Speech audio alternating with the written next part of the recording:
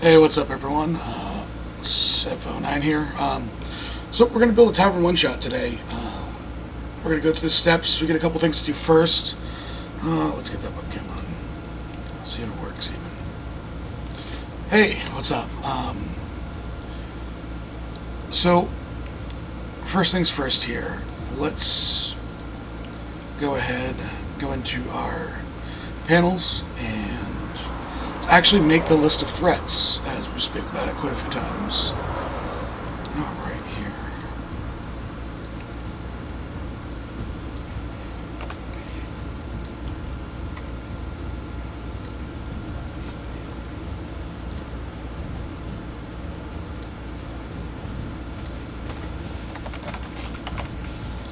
So I made this list last night somewhere here in my notes, and you can actually look at all the things currently open for the tavern.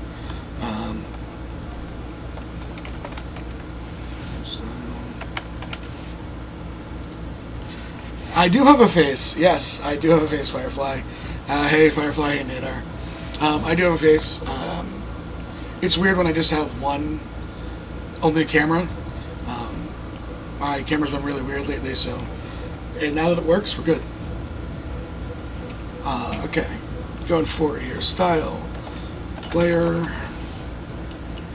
And reason. And of course, notes. So, our first open threat is the Water Elemental. Started by Mitch. That is an RP. Player all. And yes, Firefly, I'm actually listening. Hey, Poppers. I'm actually listening to you and making the actual list of this home. Get info from Mitch.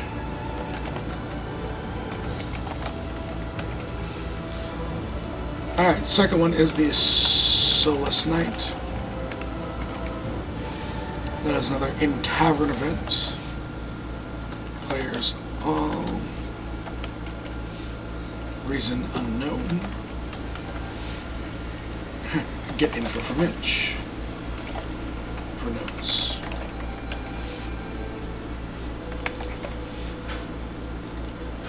Alright, let's see. Oak Ravens. Style. Duel. Player, that is a Sindel Backstory 1.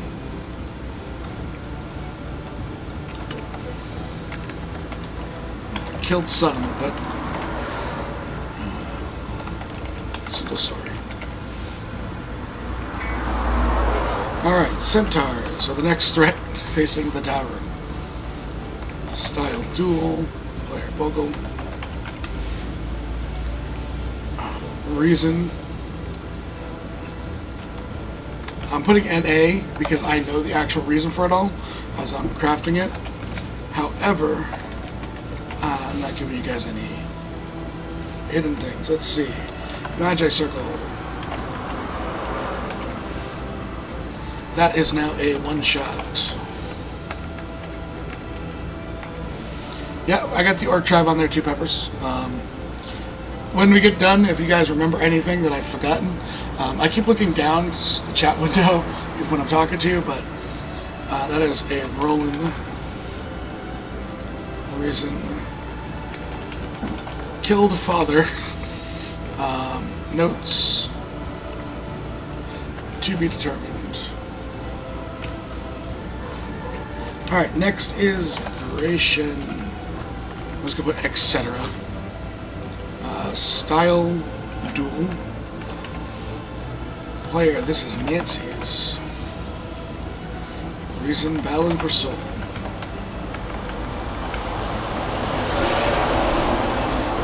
Yeah, it's loud outside, I know, it kind of sucks, but let's see, Battle for Soul and Notes Craft. I need to craft that whole arc. Next I have the Council of Dragons, since that isn't something new. Style, I'm going to put Duel for now. That is Alley. Reason, Hydra. Notes, Alley story.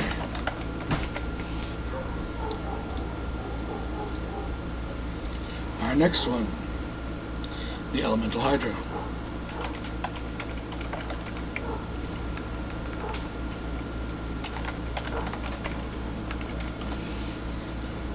That is unknown at this point to me. That's Aaron. Reason not applicable. I haven't talked to Aaron yet. And this is an Aaron story. Add row below. Alright. The Lair story. I'm just going to put extol. It's that, right? That's how you spell it. There. Style unknown at this point. I don't know what you're doing with it. This is a Lair story. Reason we haven't talked. And Lair. Add row below. So, orcs. I'm going to go Orc Society. Style that is dual. This is an all. Reason. TL. Okay, sweet. I'll fix that right now.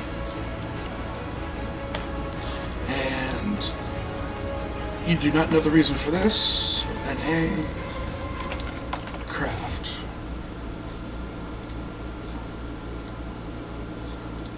Alright. Then we also have the Vampire Threat, which was new from last night. This is also going to be a duel. This is all. They have escaped as far as you know. And story progression. And we have one more to add to the list right now.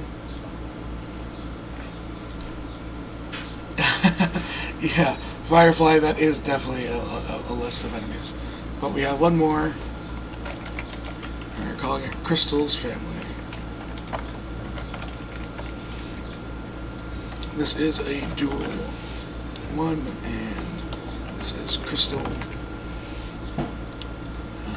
Find the info.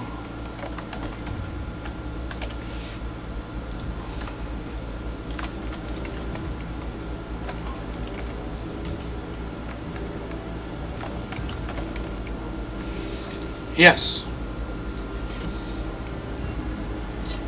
So this is our actual current list of enemy, open threats. In terms of going forward, so for this one shot, we can pick something from here. Oh, the hobgoblins! Yeah, good call, Vidar. I completely forgot about them.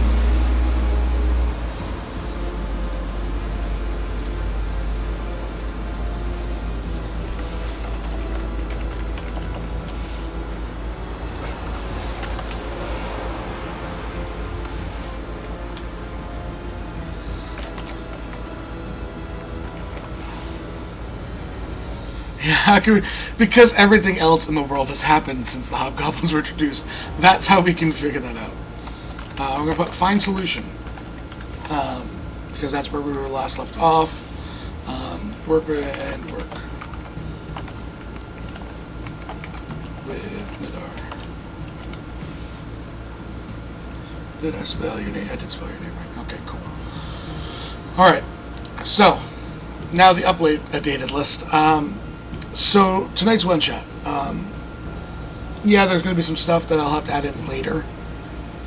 However, as of right now, do we want to go with a new threat, or do we want to go on one of these? Obviously, we can't do certain ones. I don't want to mess with people's stories that they're trying to craft without talking to them beforehand. So, we got basically the vampires, the orcs. We just did some Nancy backstory stuff, so I don't want to throw another one on and plow through it too fast. I can do something with the Magic Circle. I can do something with the Centaurs, because we have Bogo's one-shot Friday, his story one. So, I mean, what do you guys want to build? I mean, it's up to you guys completely today. Let's have some fun with it. As we all know, I will go back after stream, and because some of you are already here, I will throw some twists into it. for you guys, which is cool. But what do we want to do? What does the chat say? 6 of you in there.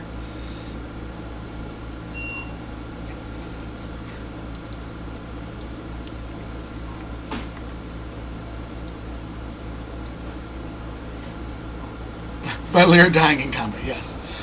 Well, does it really though? Because then she's somewhat possessed, isn't she?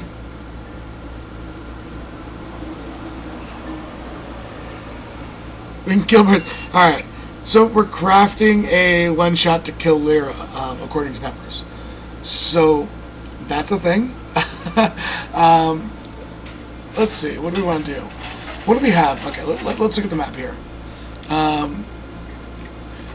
We know that the hobgoblins are up in this area. We have the Grinwood, which is where the centaurs attacked. Grumman is obviously the orc territory. The vampires started over here, but the quest giver was in Everwind. We visited Rime Gulch and the White Tip Mountains with Sindul's story. Yeah, don't forget Sindul's weapons. Actually, that's a good thing to add here. I don't know if Madfish had anything backstory-wise he needed to do. I haven't really talked to Madfish and Tenon or Tassire about their backstories. I know there's some hatred of undead, but I don't know the full story details there either. But okay, let's go here and Sindul's weapons. That is also going to be a duel, we'll call it, because you get a lot of information in just straight RP. How many weapons do you have left to find, Huggles? I know you found one. I believe you said you started with one. So.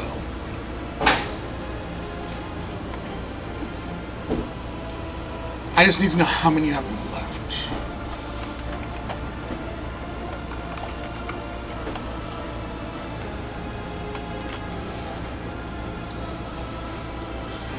I'm just going to put one. I want to say there was 8. Just fix it up if you... Just let me know if it's different. Let's see here. What else we got? 7 including your bow. I will send you the list. And you have 1 of them, correct? So I'll change that. Hey, I was close. I thought it was 8. Alright, there's 7. Alright, so let's see. So obviously here, as I was pointing to my screen, that is where we are. We really haven't encountered anything in here. So some of you that weren't aware, this is actually where the Malbec Valley is, down here. That is where Sindul is from. That was added to the map. And then way up here is Shadowloom Forest, where Bogle is from. Let's change the map background.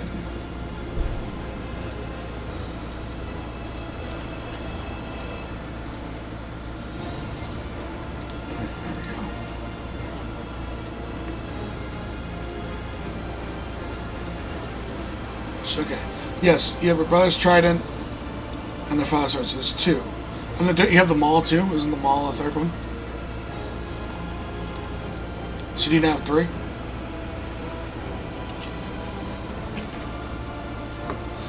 Alright. So I say we go here. We get a forest that we've still not named. We've been through a couple times on the road. So let's open up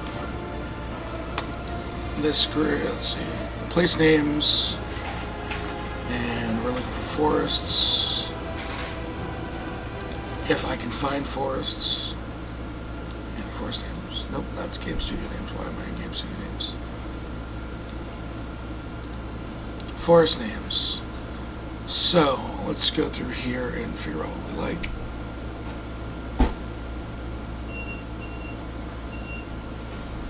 Alright, so let's see.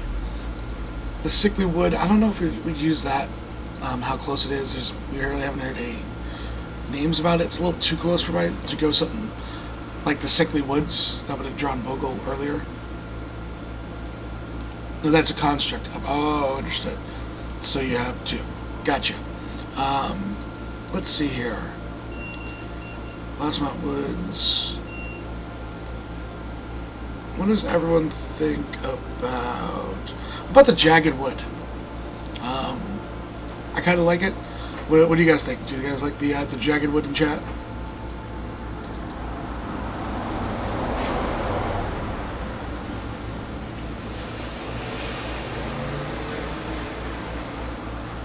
Gray Mouse Wood? Yeah, actually, you know what?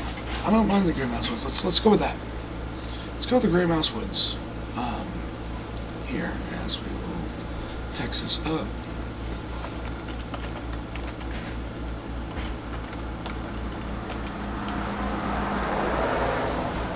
Alright, so let's put this one shot in Gray Mouse Woods. What do we want in Gray Mouse Woods? We can go beasts, we can say maybe there's more vampires or undead out there, as that is currently what we're dealing with. What do you guys feel about it? What do you want this one shot to consist of?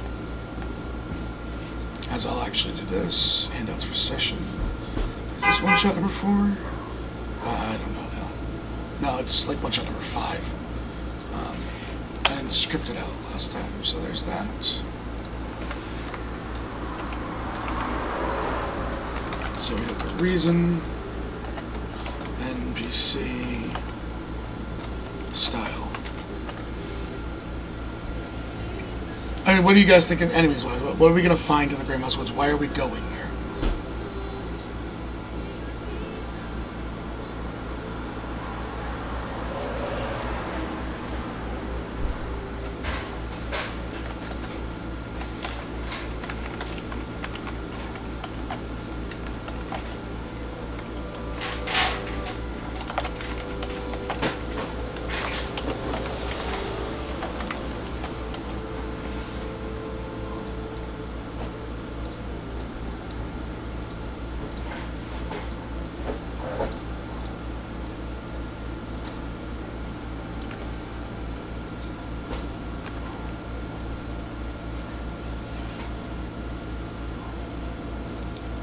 Yeah, we do. Actually, Ken, welcome to the stream, man. Yeah, why don't we go with beasts? What kind of beasts do you want to see in the one shot tonight? The one shot tonight will be, what, like 7 o'clock Eastern, once ERP finishes up. We try not to overlap with them too often. They are the ones that run the tavern for us. Good guys all together. Also, make sure if you exclamation point, here, I'll do it right now. This, for anyone that's not from ERP. They're also doing a 24-hour stream on Saturday. They do about 150 hours of D&D a week. So make sure you check out them. Let's see, shake it up, yeah. Joseph Lair isn't the only one in the world. Yeah, but do we want to make her race? I don't want to make. We have Gilbroth, who's a Rakasha. We'll level the players. We're playing at 6, but I will throw an ancient dragon at him and scale it down. That's not a problem. Yeah, we have Kenku, and we have Minotaurs. Lore-wise, with the Minotaurs, they have a city somewhere we don't know. I have to talk to Sarat about that to put it on the map. Kenku, Domers hasn't really played, so it's hard to get information about the Kenku and what he sees them as compared to just a beast tribe. Azra, again, it's another one of those things where I don't want to overwrite what the player has in mind for their society. It's one of those things where I just gotta be careful.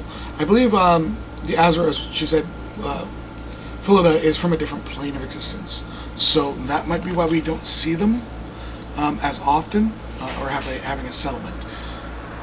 However, so we're gonna have a beast threat. Let's just put that in there.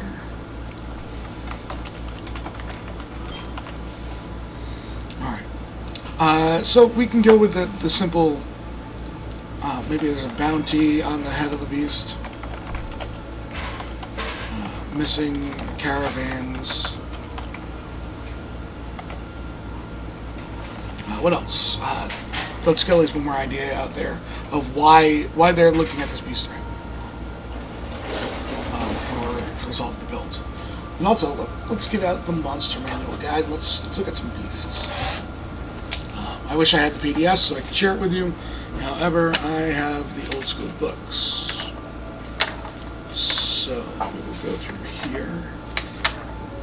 And let's see, an aboleth. That doesn't make sense for the area. We already threw some angels at you to scare the shit out of.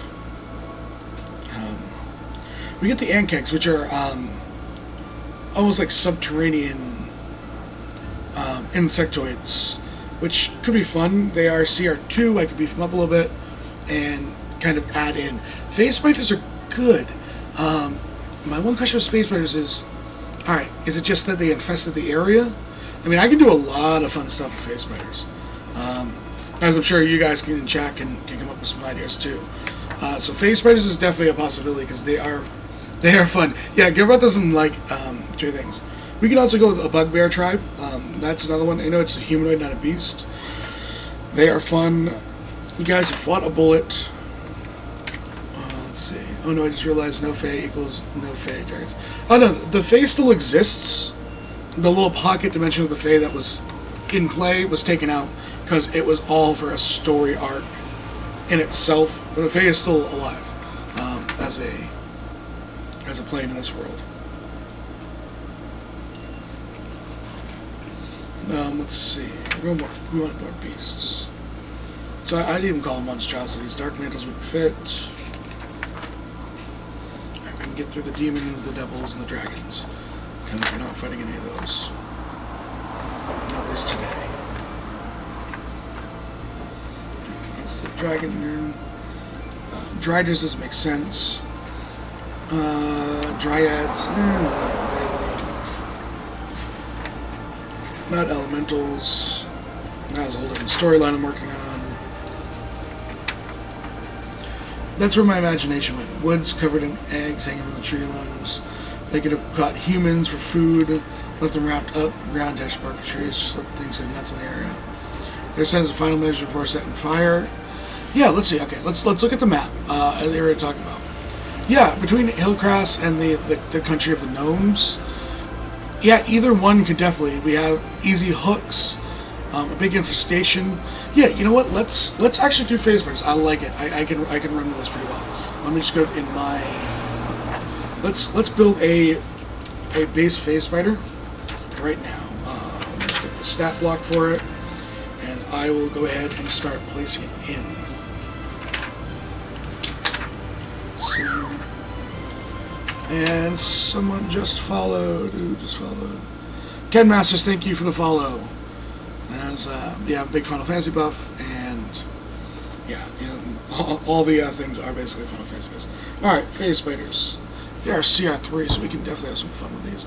So let's change this beast threat to a phase spiders.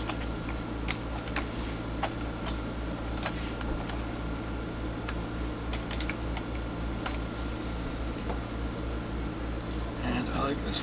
Let's do it last ditch effort.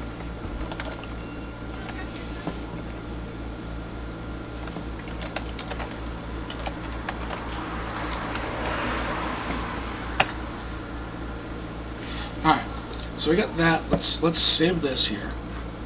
Alright, 1-shot 5 there. And we'll go ahead and go to the bestiary. As you see, this was a copy of another game. I have phase spiders in the other game, but to make this easier, session monsters add character. So, look at that. Alright. So, we got that right there. Let's do this. And we're going to open up a new tab. Let's go find some phase spider art.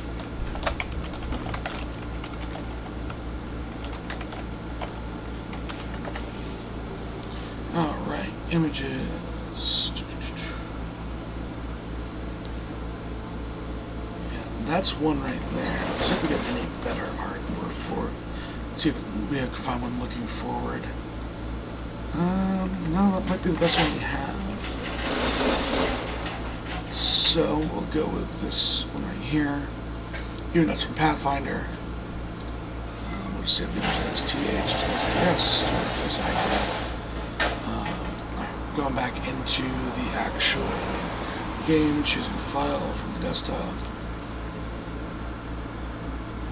TH, open.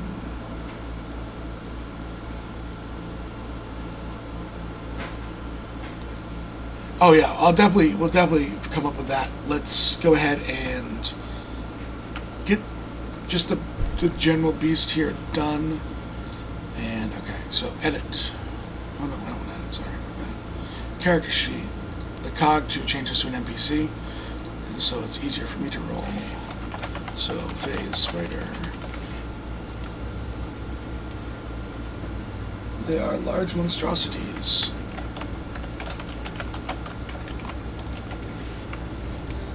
Their ACs are 13. Has natural armor. Hit points are 32, but they are what? 5d10 plus 5. Now let's see, the speed is 30. And then climb 30 feet. Attributes are 15. 15, 15, 12, 6, 10, and 6. As I try not to knock everything over as I do this.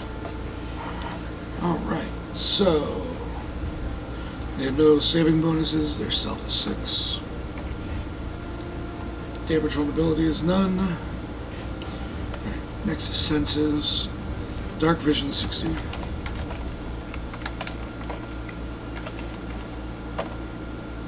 And passive is 10. They have no languages, they are a challenge 3.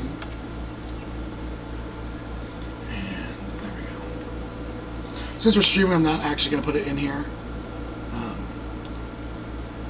Yeah, putting sessions together, I do it a lot.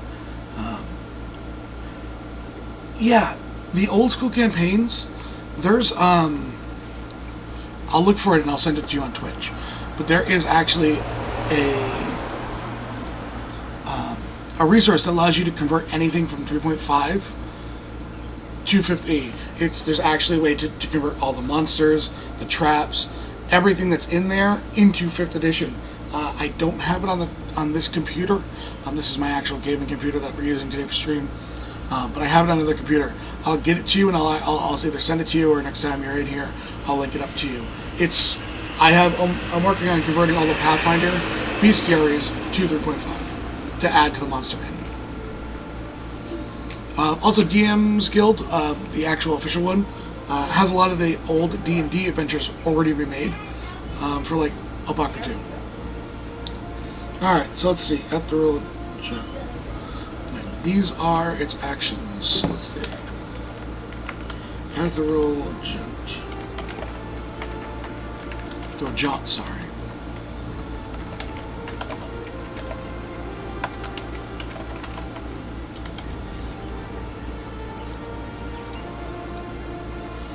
Spider climb, climbing costs no motion.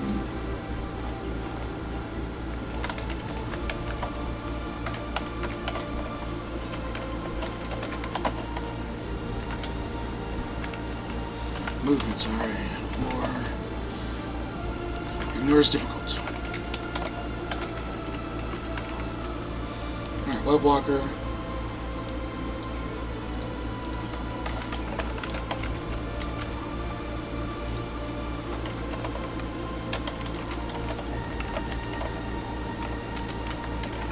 Alright, let's see here. Alright, so its attacks. Well, they do not have.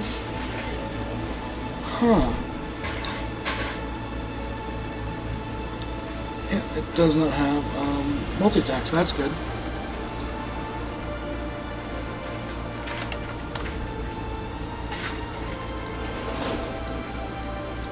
Alright, changing this to attack. It is a melee attack. It doesn't have web? Wow. Huh. That's interesting. Moving to 5 feet. Hit is a plus. Wow. not exactly as beefy as I thought.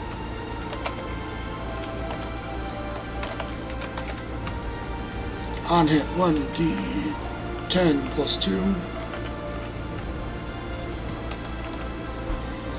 it's piercing damage. And then let's see. 4d8. Well, that's why.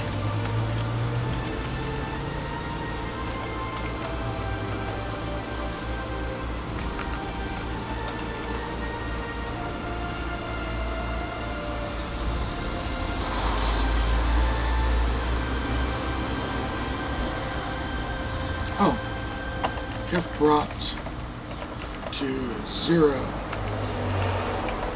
HP.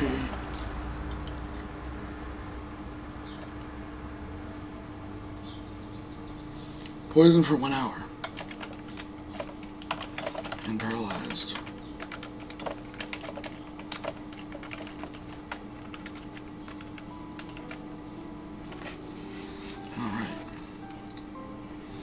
So, right, we got our face spider done. So, we got our basic face spider done. Now we're going to have some fun. I'm going to do this. Edit. We're going to duplicate the sheet.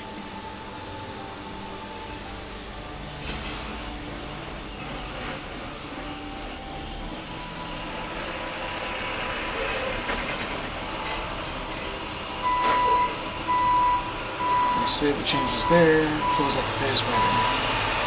And they are definitely sort of. So let's do this. Now we need to edit this. Face spider. I always like to go with the queen.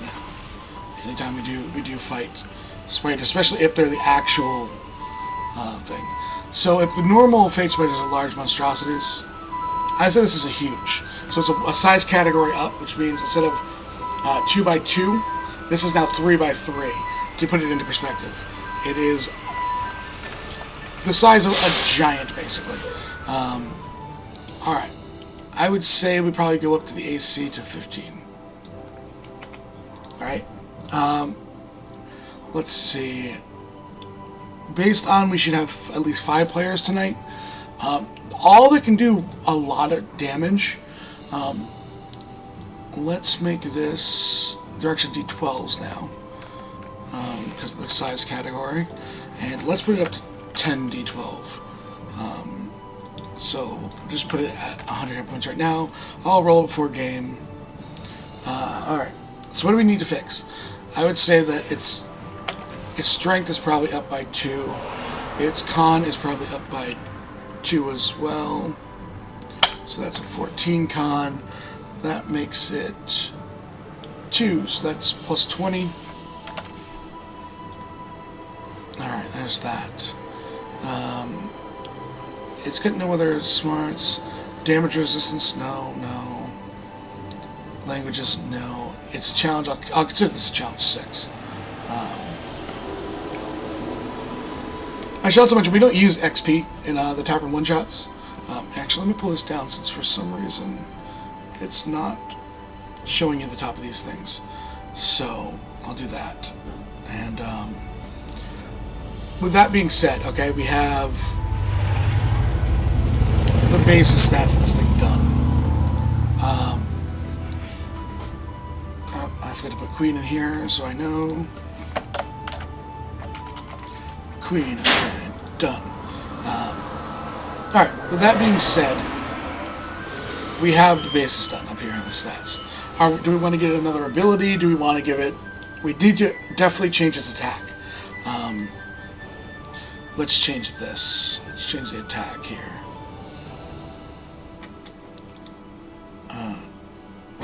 I want to give it an... actually, you know what? Let's do this. Let's give it multi-attack.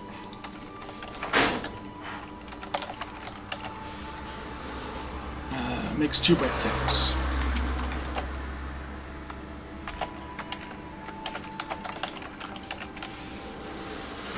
Okay, and let us do this. I'm going to make it a D12 for its bite instead. I'm going to change the to hit to a 6. Yeah, I'm going to go 66 on the poison instead too. Which should make the poison just a little more lethal. Not enough where the players can't handle it. Again, it's one of those things. I also, in yesterday's one shot, rolled like crap. So the 2 vampire spawns were absolutely not a problem at all. Not even close. They actually had a nice caressing motion with the players. I feel like I switch out colors for something else now. Why go there? You have to level to do that, buddy. So you gotta play some more one-shots. Alright. So we get the queen built up. We get the normal thing here built. We got our monsters for the session. So we get technically 4 places where this NPC can come from to discuss about the spiders. So what race do we want the NPC to be? So we're going to put name here, gender, and location from.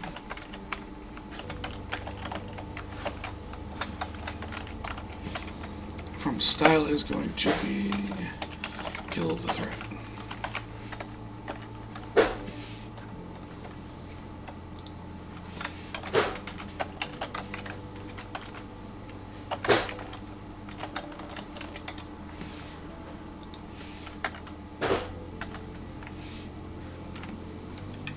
Alright, so anyone, what do we want to do for a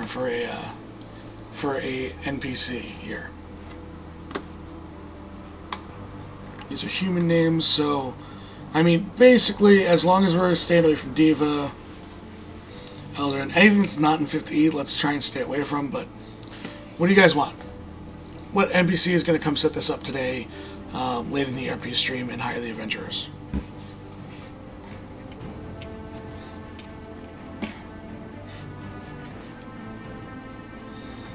I mean, we know that there's gnomes one place. Titan's Crossing is primarily human settlement. There are some elves there, some half-elves as well. We also have Hillcrest, which is kind of had a melting pot for the most part. Or we also have the Emerald Outpost, which is miners, which could also be involved. They are part of the Hobgoblin arc that is being crafted by Nidar in chat. He plays in here. He's kind of running that. So, I mean, we got quite a few here. So, why did your clerics steal drugs? I don't know why Pepper's. I mean, we can look at Pepper's characters. One's addicted to opium, and the other is being possessed by a god. We can kind of understand why he might have had a drug-dealing cleric. For charity? Alright, let's see. What are we going to go with here? Something human. Okay. Yeah, maybe like a human ranger or something like that. Alright.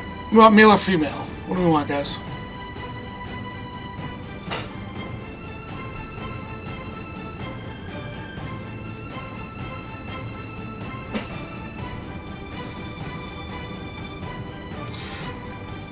So, yeah.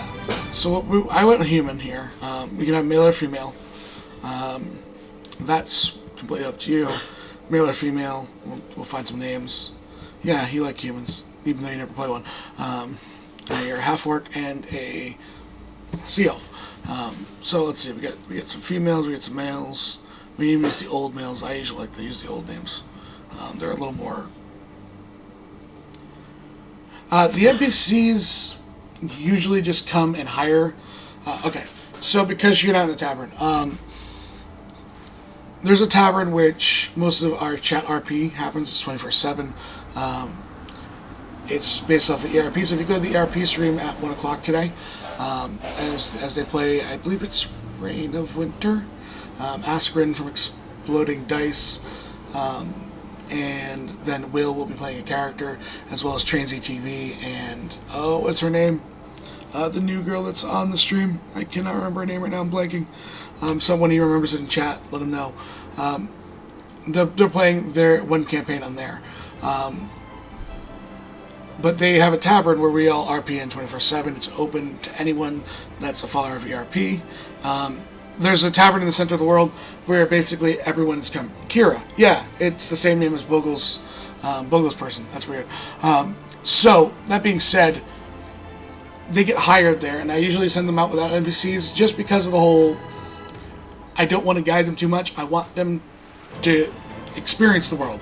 I want them, if they miss something, if they miss lore, they miss lore. That's happens. Not every adventurer is going to be concerned about why this tree is to the left because, well, there was a giant earthquake or a wind elemental came and once was seen in the forest and it blew over the trees. If they miss that, they should miss that. It sets up things when they go back later for that to find out more about that elemental that, oh man, we could have found this out beforehand and had an idea to look into. I like players to be able to miss things. It feels more realistic to me. It allows them to not be on rails for the most part. And this group's never on rails. It really is never on rails. Thus, mentioning how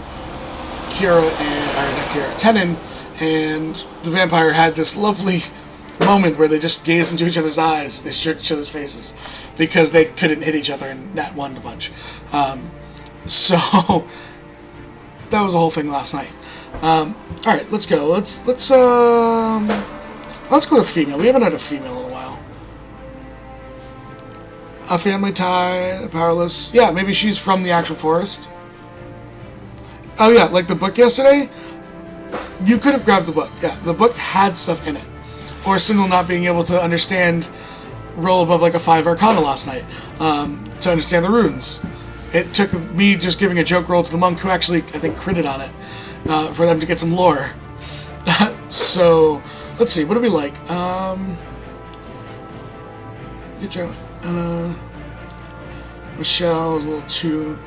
Let's go with another one. Alright. I kind of like Ellen right here. George is not a bad one. Ricky as a girl's name's not terrible. What else we got? You also were stealing from vampires, to be fair. So, what do we like? What do we like as an actual name up here? And we'll go with that.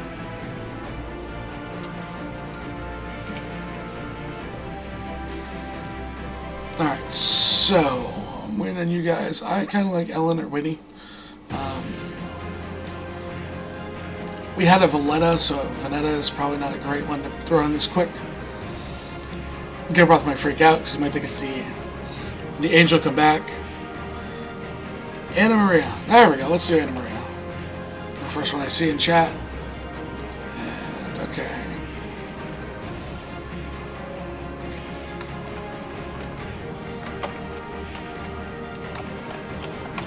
Human female. Okay, so let's put some stuff in here about her. Alright, so we said she's from the Great Mouse Woods, right? Mouse Woods. We said there's family ties. What are those family ties? What are the family ties? And then let's see. Let's see. She's probably here looking to hire the adventurer. Enters to save her home. I mean, that's her homestead. And then here we can actually add. I like the burning the forest down. I really like that burning the forest down. It is a great hook for her to be here. I would say the gnomes. The gnomes are most likely to burn down this large forest.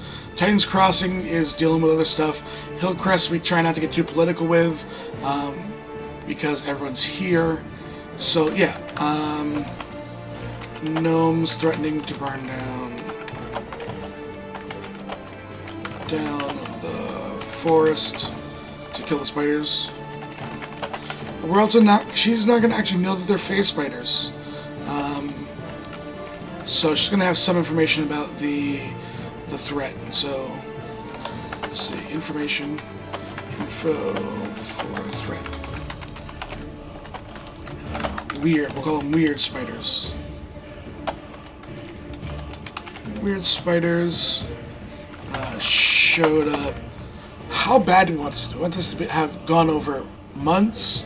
Do we want them? Do we want to make these spiders seem super aggressive? We can make them seem super aggressive by they've only been here a couple weeks, a week or more ago,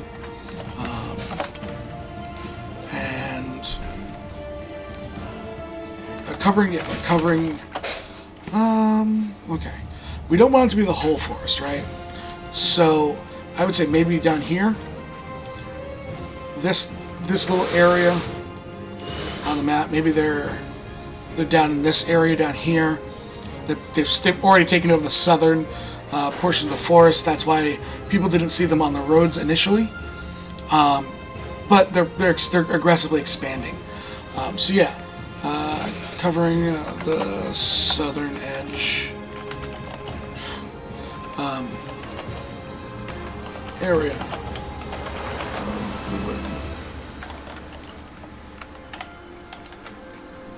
Yeah, covering the southern end area of the woods. Let's see here.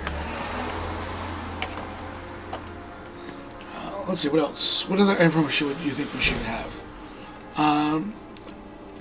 How about they're killing everything? A few had popped up from time to time, but they're usually passive until a few months ago.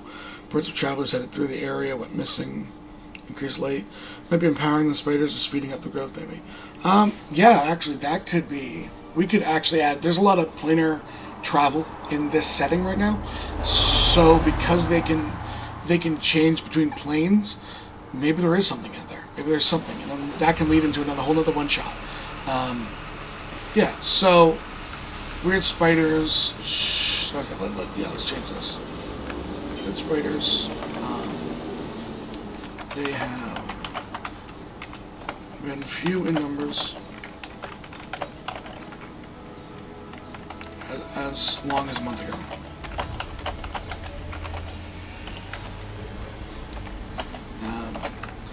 Recent weeks been aggressive. Missing travelers. Missing travelers.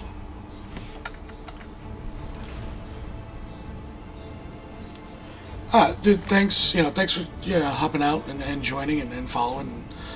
It's good fun. I mean, I do this anyways.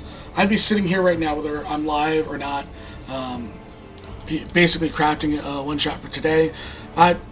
It's a lot more fun just to build something with the community. So, all right. What do her family ties? They live in the woods. What does her family do in the woods? Are they hunters? Are they just don't like the politics of the cities? Like, why is her being so close to so many cities, but living in the woods? Why? That's what we need. Woods are her home.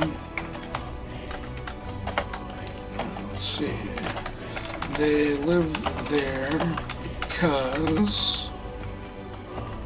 And also, let's see. Also, let's figure alive members of the family.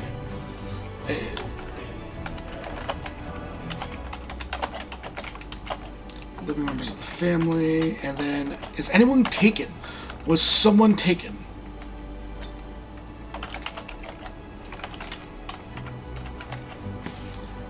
Because again, that would give her another hook into this, and you'd also play at the heart of the things. Human's father took his children out to start teaching them the basics. Hasn't heard from him in 5 days. He's gone for a couple of hunters. All right.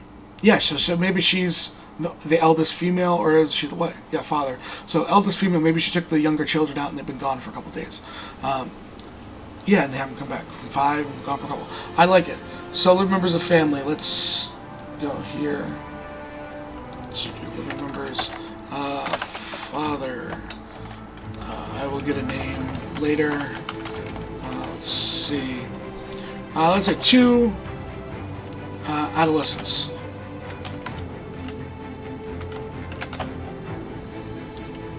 Adolescent children. And the mother's alive too.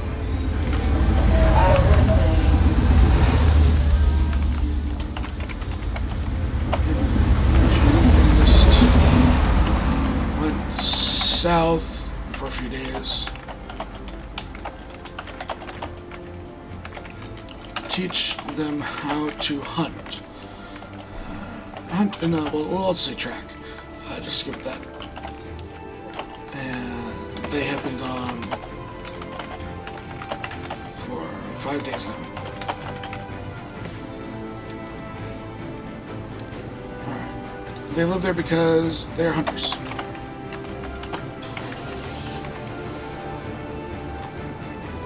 Okay, so I mean, for an NPC that sets the scene, I'm pretty happy with her. She has a reason for being there. She has a reason for caring. Between her home and the missing members of her family, she has the information that she would have just being someone that lives in the world. You know, she doesn't have the answer to why they're more aggressive. She doesn't have the answer to where exactly the biggest nest is, because she's not brave enough to go through there. She's just a hunter. She hunts small game. She doesn't hunt monsters. Kill the threat and find the missing family members.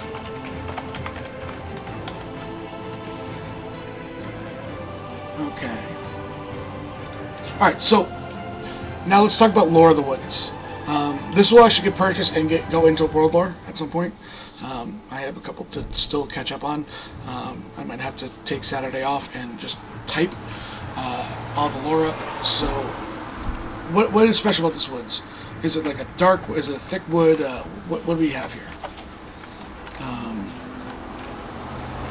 We know there's hunters, so we can put small. Hold this. Small groups of hunters. Look in the woods. They trade in the cities. They trade hide and some meat in the cities for other goods.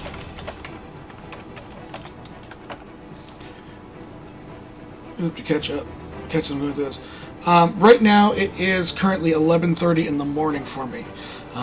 We'll play this at 7 p.m. tonight Eastern. Everything that we do is copied on my YouTube as well. The Tavern One Shots, my Sunday campaign, which we're going to be doing a prep stream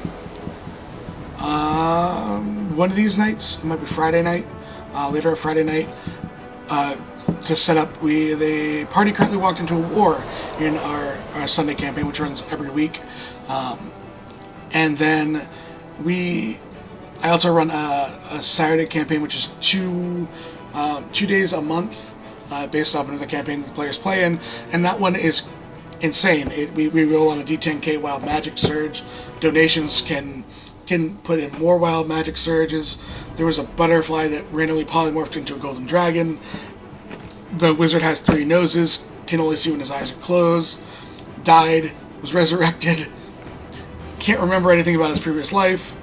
It's hectic, it's fun, and everyone just, usually we laugh throughout the whole session, because it's meant to be just a fun, crazy campaign. But let me go ahead right now and go into the Twitch chat, YouTube. That is my YouTube channel right there. That should get you to that. If you missed tonight's live stream, then you'll have that here.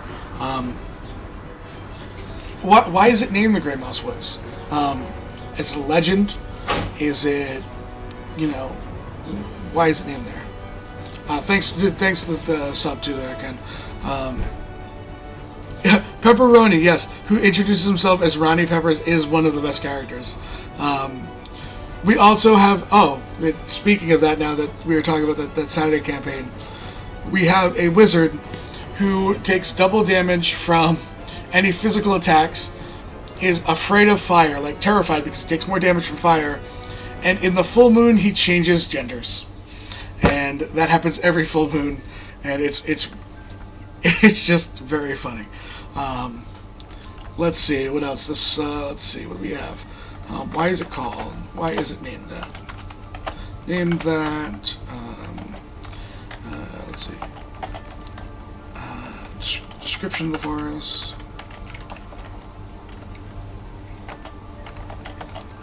What beasts are normally there?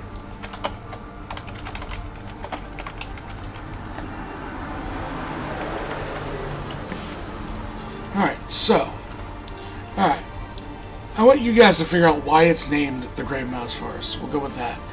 Description, I'm going to say it's a, let's say, it's going to be a dense forest, light even during the day, can be hard to see. The furthest, we'll say the furthest south you go. That's why they started there. Through the canopy. And let's see, what did you... Let's see. Alright, the Grey could come from an old myth of a white named mouse that used to roam the area. More of a children's tale that given being bad stuck to the area. I like that. I don't know why you say you're operator's block, because you're throwing out good ideas. I like it. I like it. We're taking that, we're copying that right now. And that's just going to go right in here.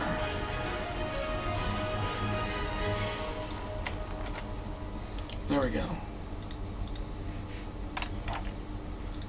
I like that. That gives it a good...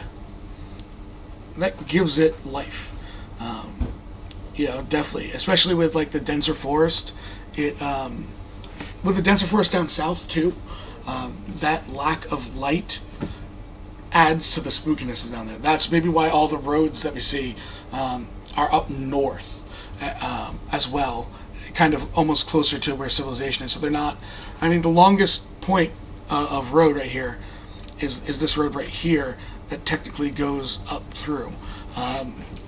So that definitely is, that would keep the children away, especially on the edge of the hill crest. Yeah, exactly. It gives you that ability for us to go to the. Okay, I can.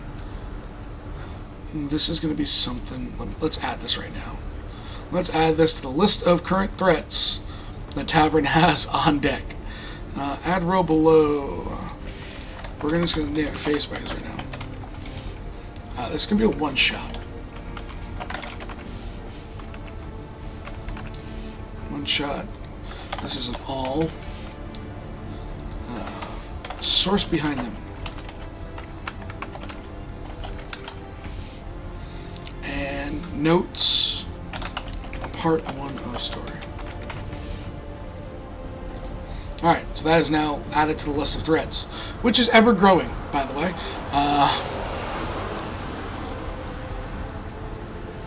Yeah, this is the only way I can DM Crystal. It's rough, man.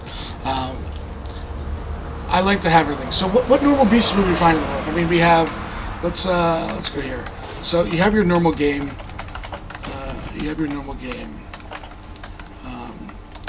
Deer, etc. Let's say. Then you have your threats. Then you have your legends.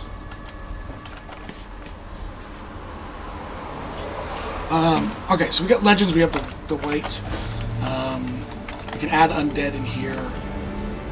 What else? What's good? What do we have? Let's see. Let's open the DM's guide. We can go by CRs here and see what we might be able to throw in this woods, since we have a little more information about it. Monsters by CR. Let's see. Let us see.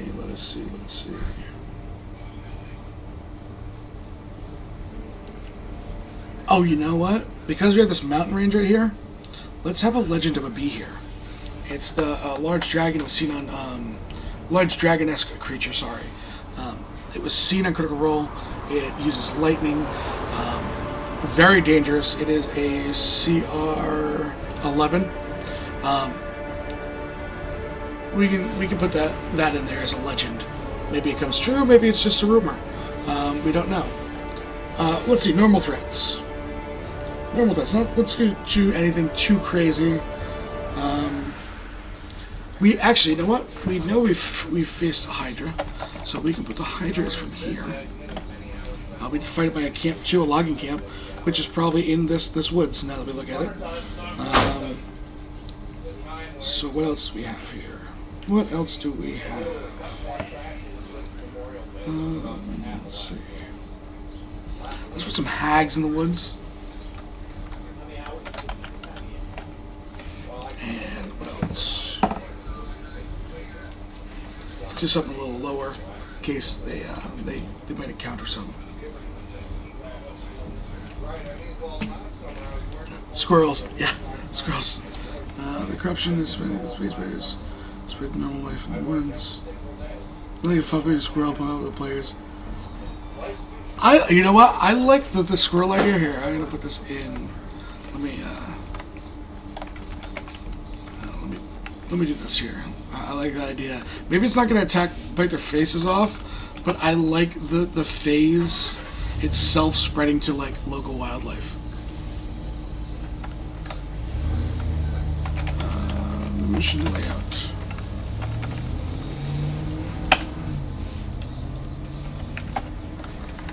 Alright, so I like the idea that they cross abandoned camp. And then let's do empty camp. Because right now I'm going to break up camp to get a spell. Across empty camp. So maybe some webbing inside. Yeah, I kind of like that. I like the squirrel idea. Just because it's gonna mess. We can't do ferrets because we have too many ferrets in the actual game, and that would probably tear some people's hearts out. A phase squirrel encounter. I like it. I am going to build a phase squirrel now. I hope you understand. Phase squirrel swarm. So any of you that are gonna play tonight, that are here, I'm sorry. I'm throwing squirrels at you. That is now a thing. So that is definitely a thing. Also, we have in the area we have hobgoblins that would probably be in these woods,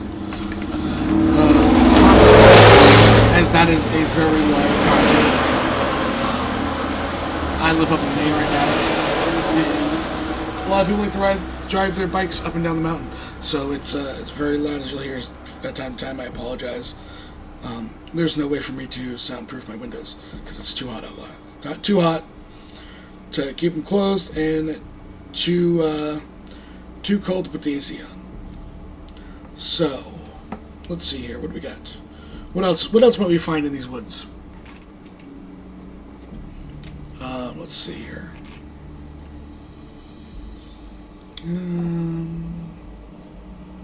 I want one more. I want to populate this with one more thing.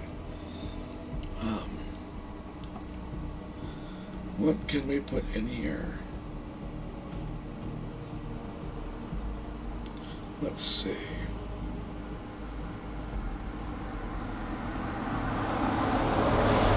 You know what? I like ogres. Let's go with an ogres. Let's put an ogre in here too. They might not fight it tonight, but let's add that. Let's add that to the list here. Okay. It's OG ogre. Yeah, there we go. All right. So they come across the. Now we have the lore set up, the style of mission, our initial things. Let me generate these names right now. All right, we're gonna get another female name. Let's go with Cora, spelled differently because there's a lot of Avatar fans in the actual thing. So we'll see. Let's see. Cora, let's say 11 female, and let's have a male child as well. Let's see here, we'll get old male names. I like Gunther. Let's go with Gunther. Gunther is definitely a good hunter name. So we'll put Gunther. We'll say he's a year older. I don't like to use twins too often because of how rare they are, especially when I do NPCs. So let's see. We need a father's name. So we'll do one more name here. Let's see. Volkberg, Keter, Donato. Hendrik. I like Hendrik. We'll go with Hendrik.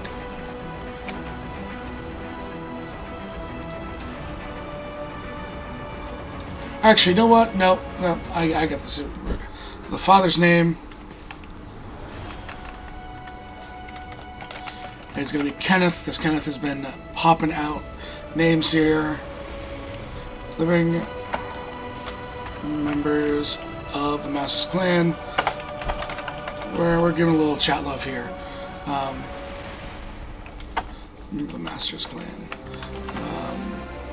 So, mother, we still need a female name for the mother. Let's go. Old female names. Elizabeth. I like that. It's time appropriate. Let's see. Campaign.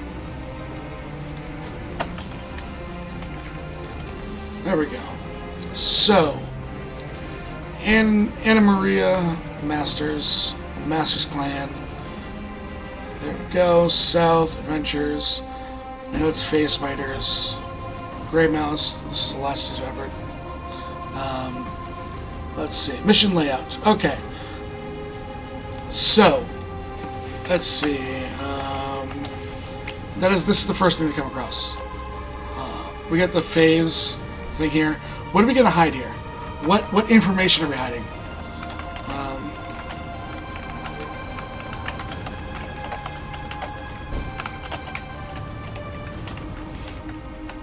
I like that for the initial layout. Then let's throw in some sort of skill challenge. Breaking up combats. We'll throw in some sort of skill challenge here. What and why?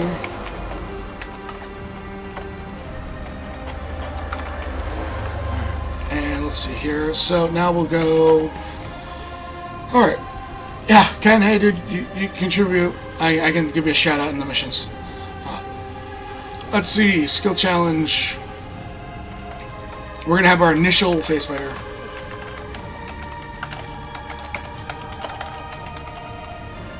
Spider encounter.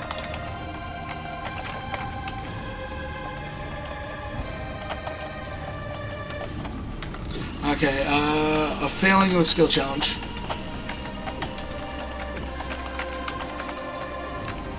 The group will be surprised.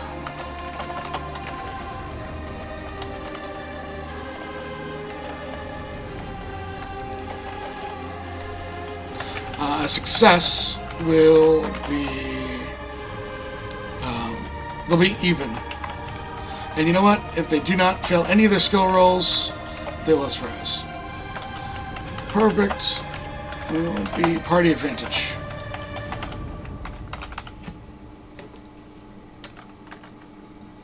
Okay, and then we need something to break up.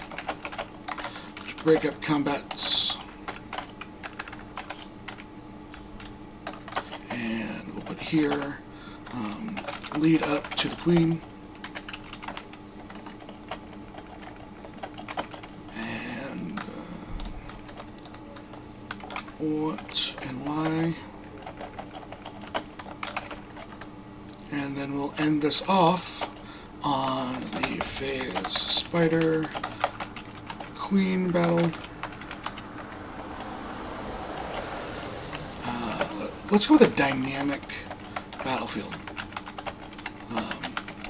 You know what I really like? You know, on the webs. A giant web. Maybe over like a crater or a valley.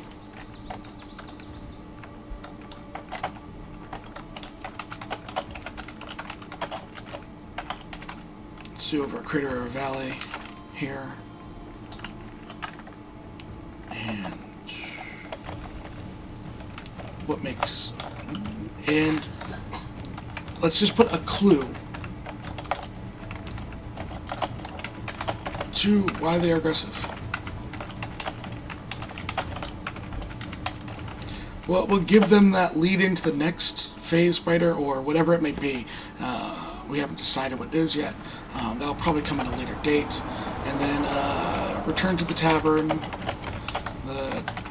And they will shift into Discord.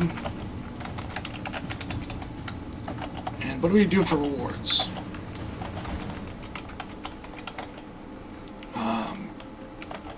Let's see here. So we get rewards and maybe a magical item.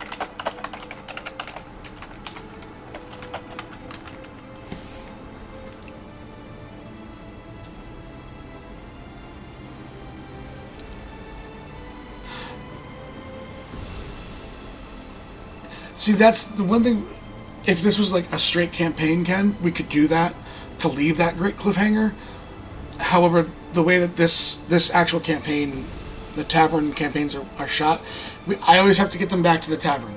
I had to leave the cliffhanger on knowledge because I don't ever want to take a character out of being able to RP the normal RPs. That's the one thing. If this was like the Sunday game, I could do that spider pulling him down, and that's it. You know, leave them on that cliffhanger because there's not a supplemental RP element to it. It's a great idea. I love the cliffhanger. I'm gonna steal it for one of the other campaigns, probably the Wild Magic Saturday one. But in terms of for this right now, it's a little hard to do it because of the structure of how this game works. But I really like that as a good idea, especially for a cliffhanger. What do we got here? Let's see. All right, you know what? Let's see. Let's do. They're hunters, so they're not super wealthy. Let's do 2D100. As that is 125. So 125. Okay. Offering 125 gold per adventurer as reward.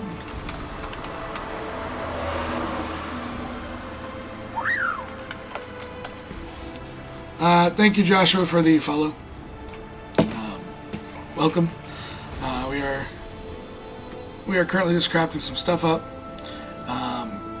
Ken's helping a bunch. All right. So what do you want? What magical? Let's go into the DM's guide. What magical items we're going to give out? We'll let the party decide who gets them. Let's see. We're into treasures here. I don't feel like creating magical items today. I did that last couples. So let's see. There's 1, 2, 3, 4, 5, 6, 7, 8, 9. Alright, so there's 9. Except 9 is pretty much... Alright, so we're going to do 8. Because of that, let's see.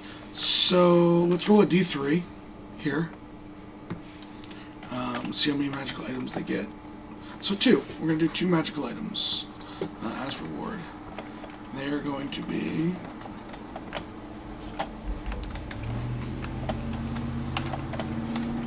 Alright. So roll 2 D8s.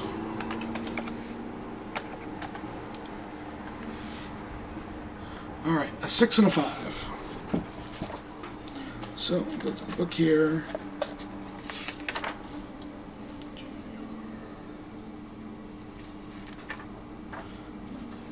So 5 and 6. We're just going to do, you know what?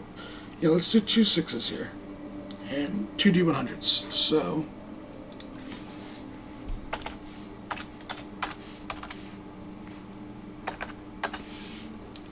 Alright.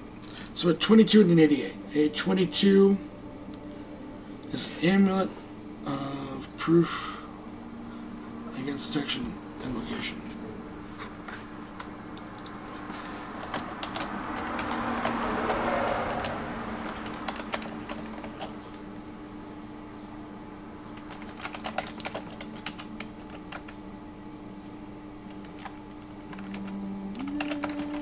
And location.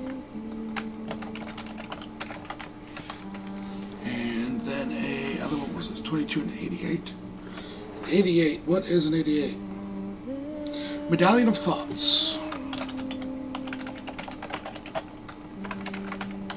Alright, let's see if these are actually in the SRD. The Medallion of Thoughts is in the SRD.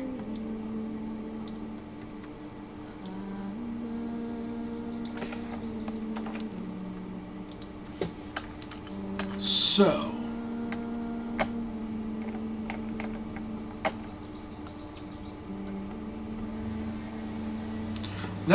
that's fun. It's a really good thing. It almost makes them super rare, though. I mean, it depends on what you want to do. But it definitely brings in that that super rareness of it that some campaigns lack. What I do for mine is I crafted our Sunday campaign. I crafted a gigantic world. It's basically a quarter of the size of actual Earth in terms of traveling time. Everything is it's about that size to scale. What we did is all the magic items I create are story purpose. They're gifts from the gods, or there's a legend behind them. So we done that first. I know some of you. I'm sure Giroth does want it. Let's see, what was it called? It was exactly Amulet of Proof against Detection and Thoughts. This is also why I love the Roll20 thing. There it goes. Requires attunement. There we go. So these are the 2 trinkets that she is going to offer as payment as well.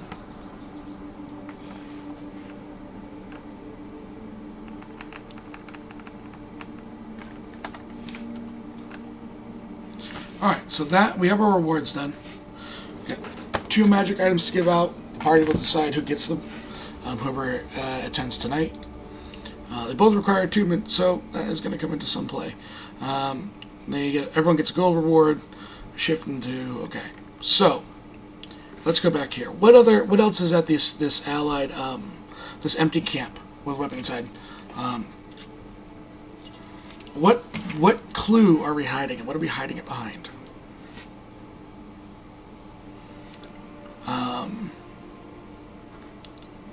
And then we got the skill challenge. So we need to just kind of map out here.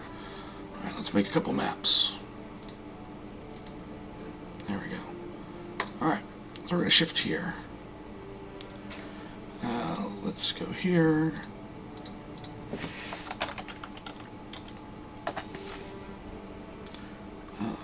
Let's see. I almost want a darker one. Let's see here. What do we have? That's too dark. What is this looking like?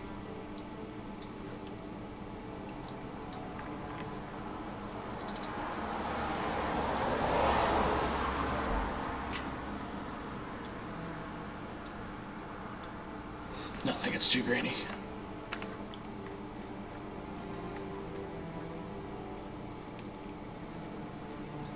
That's not a bad idea. Hey, is that fake? Fake is Tim, right? I'm pretty sure it is Timmy.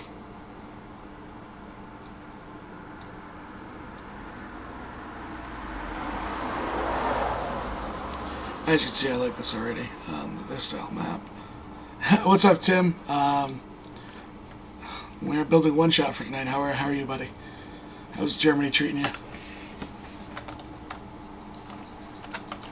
Let's see what camp brings us. Do we get any just kind of like buildings, or is it all going to be?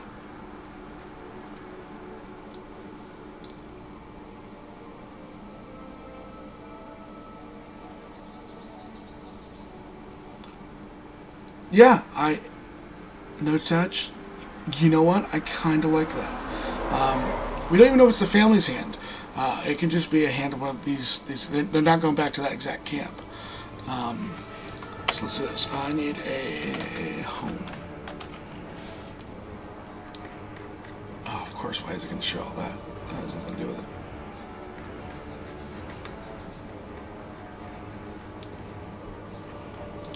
There we go. Let's see, to scale. We got 35 feet across, 35 by 25. That's a decent size for a hunting camp. Let's put that right in here. All right, let's get some dark trees. Hot as, yeah, I believe it.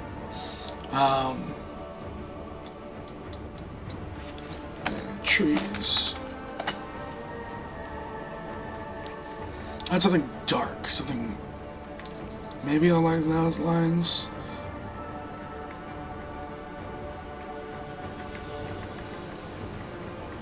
Alright. I am doing great today, Tim. You ready for that Sunday game, good sir? Since you guys ran into a war? Tim plays R4 Intelligence Barbarian on Sundays.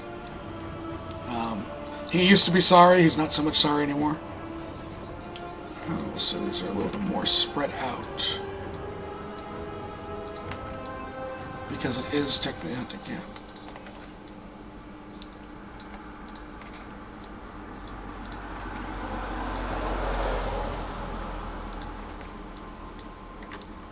I'll probably put the party start right there.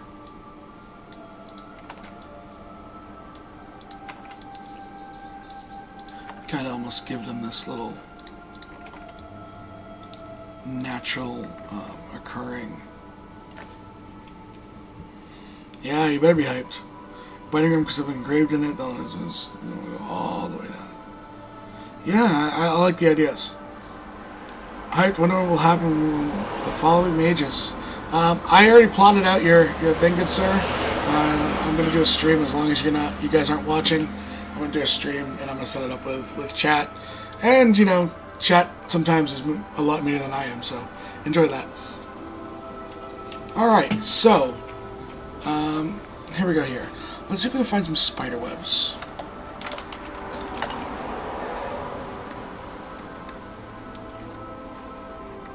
I need something a little more pronounced than these really light ones. How does that show up? Oh, that one shows up pretty nice. Alright, let's zoom in here. And we'll put some of these large webs. You know what? Let's put it right in there.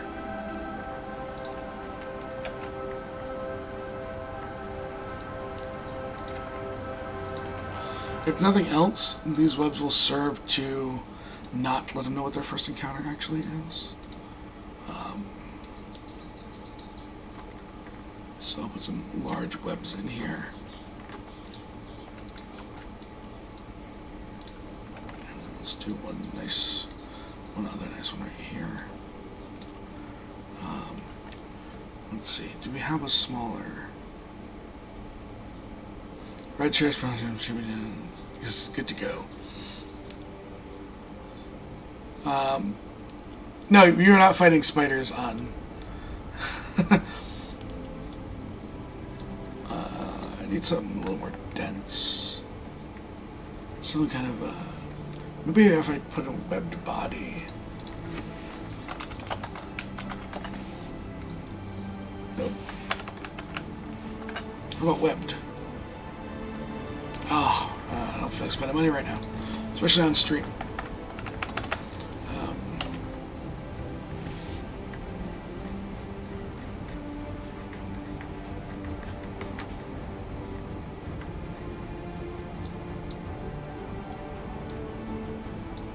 No, that is way too light.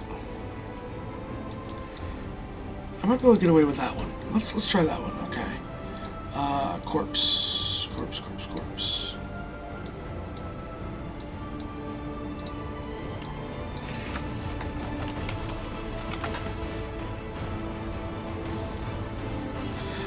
Burn all the things. I'm sure at some point we're gonna hear burn all the things.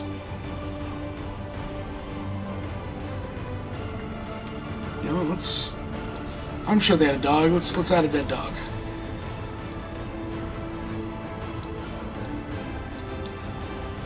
A dog. We can find a man.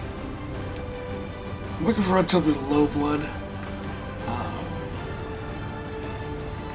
There we go.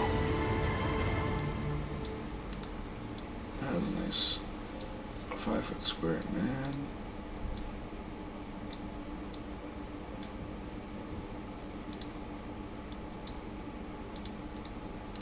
Put this to the front. Now cover some over. The dog is right here. Control copy that and paste it on top of the dog too. As they are down. Okay. So GM info. He wanted a note in his hand. I remember that. So let's give him a note.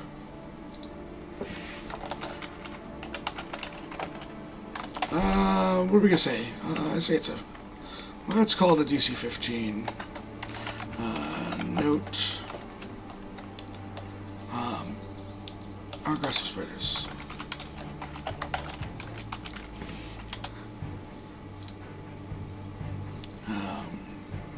Say it's a medicine check.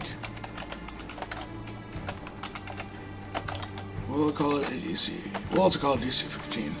I like to make it hard but not impossible. Medicine DC 15 as let's say they're dead. No blood. And we'll call it 3 days.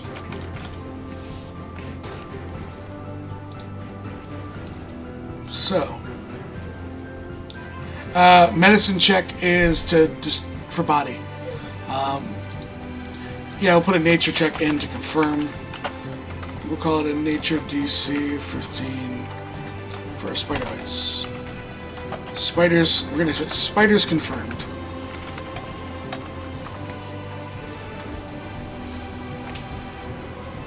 All right. So we got the scene up here. Yeah, the body's medicine. Let's see here. Now, I kind of want to know if they have squirrel swarms.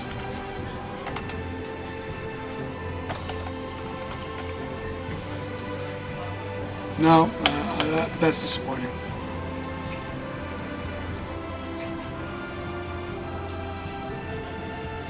Actually, you know what? Let's look.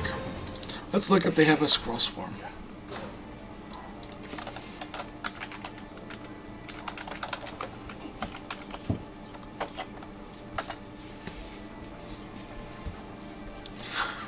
Okay.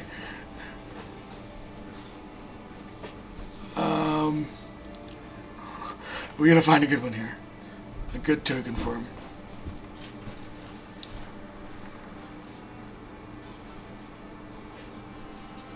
There we go. Oh, that's ground bees. That's bees.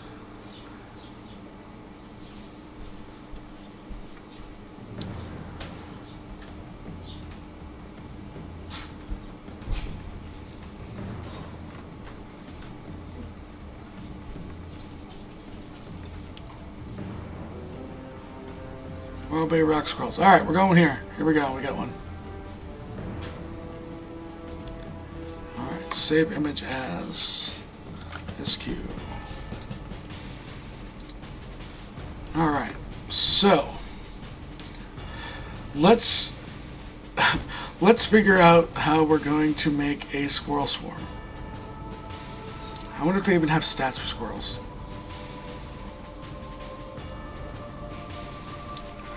Let's see, add character.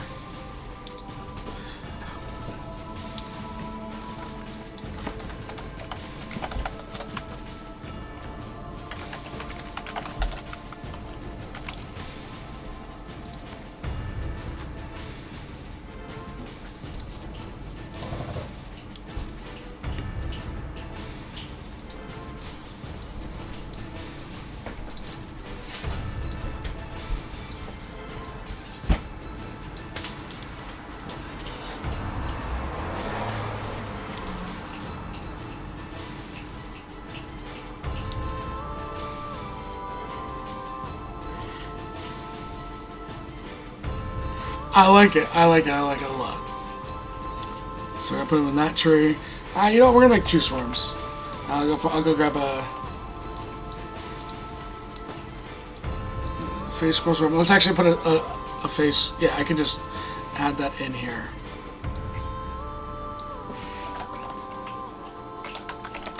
Body notes.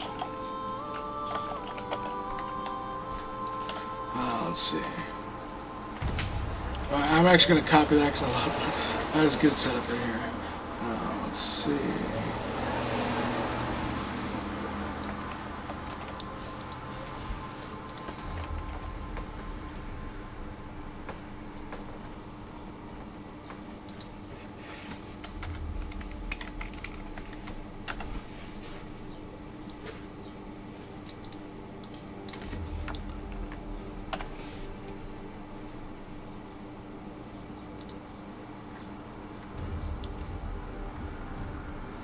Alrighty, there we go. So we got this first map set up, but we need to build them. Yeah, I might, but I gotta give it the definitely gotta give it the. If they might actually have a swarm of squirrels in the DM's guide. They have some odd things in the Monsters Manual, so let's go look.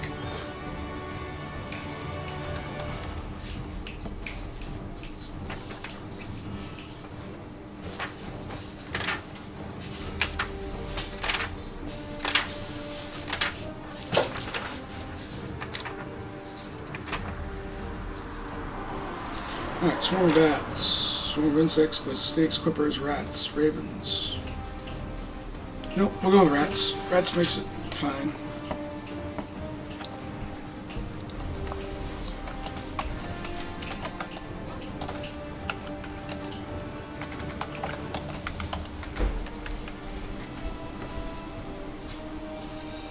Medium swarm.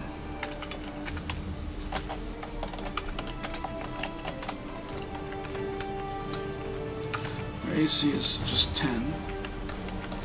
That's natural.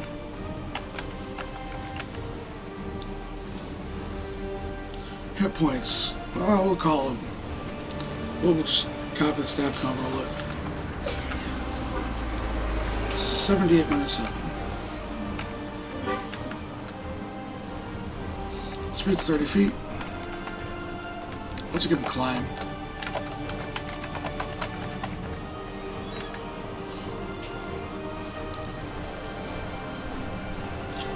Yeah, fluffy rats. Pepper's got it. Fluffy rats. Dex 11, cons 9. Int 2. Wisdom's 10. Charisma's. We'll call it Charisma 5. We'll say that cuter. Damage resistance. Let's see. 2 weapon damage. They are just resistant to weapon damage. Condition immunities. Charmed, frightened, paralyzed, petrified, prone, restrained, and stunned. Senses, dark vision 30 feet. Passive's a 10. My daughter's trying not to be on camera, so she runs by. I'm trying to get the kitty to go into my room. Well, let the cat be where it wants, Bray. But it's all fluffy and I want it to cuddle with me. Alright, so that is that. Alright, they have the Athro phase. They may, in this. We may have caused the death of all squirrels.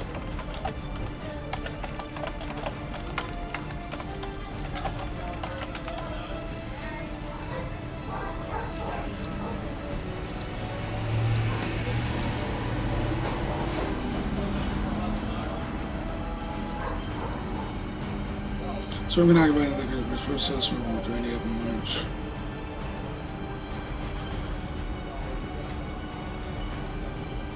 Alright, a bite.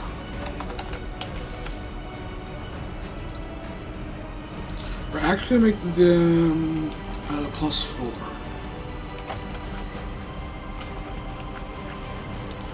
One target.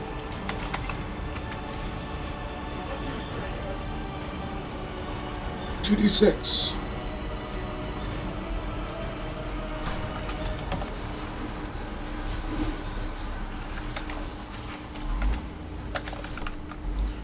What is it? 1d6.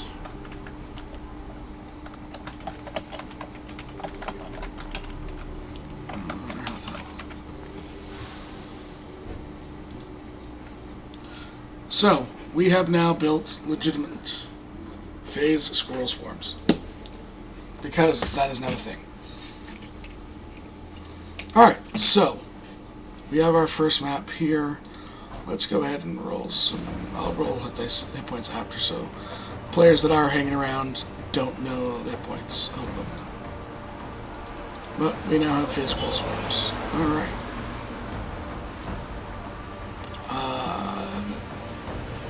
Let's see. So, because of only having about 45 minutes left, let's build the final boss encounter. You're kind of bad. Good luck in your match of Overwatch. I'm sure Timmy's probably playing Overwatch as well. It's initiative rolls over their heads, yeah. That will probably be what it's like, Tim. Alright, let's, I think we said a valley.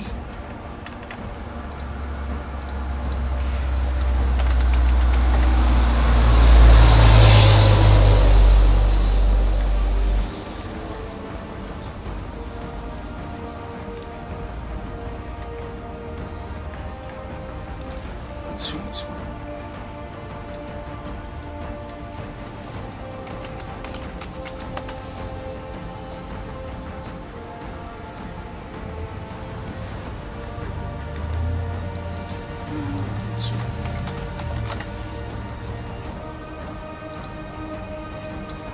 Alright, we're going to, wow, you're not playing Overwatch, I'm impressed.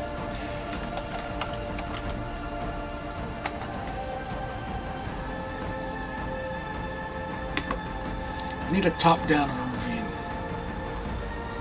Give me a top down.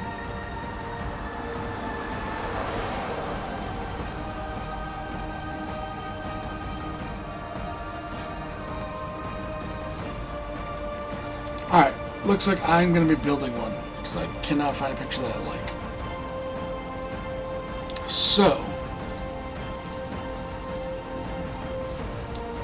let's go here. Go to our normal grass. So we'll do it.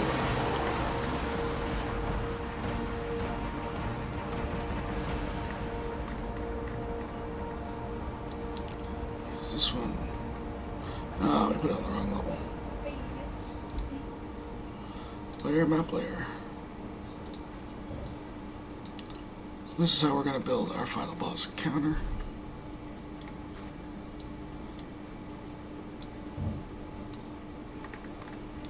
Alright.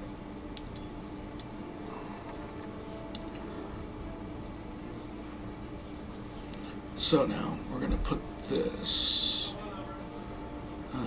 polygon in line.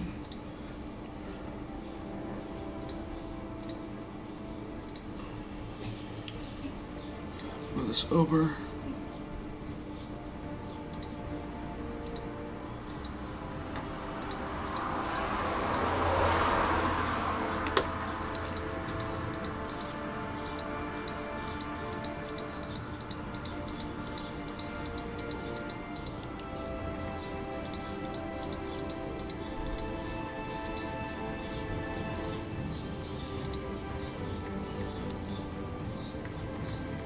Alright, so now blocked that out.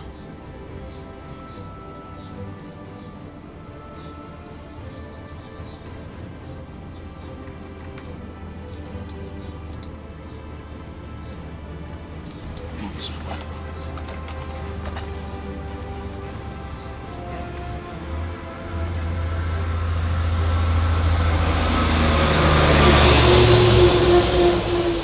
As another large truck drives by.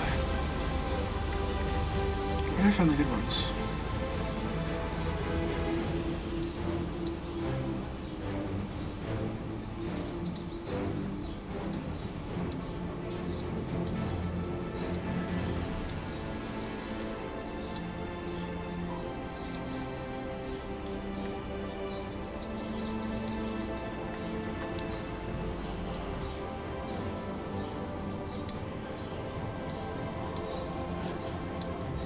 That's the same one we just used.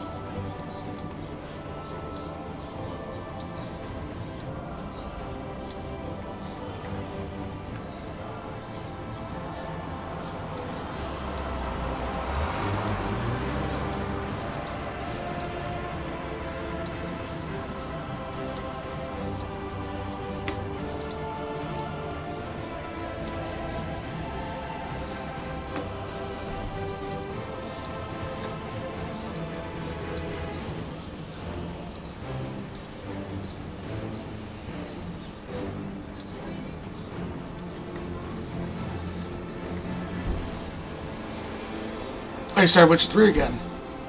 That's nice. Love that game.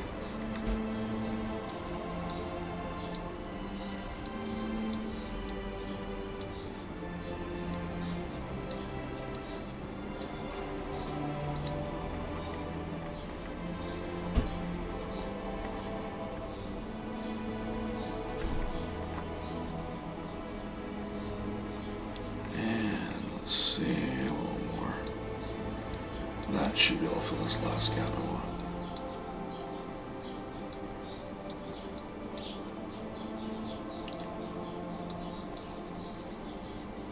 Put that one kind of sideways. There we go. So here's our dynamic web battle. Let's see if I get a river put through the middle of it. Yeah. It's not good enough. That's harsh. River.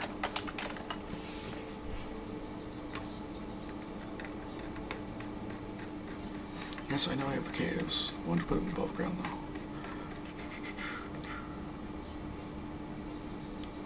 I get a river through here somewhere.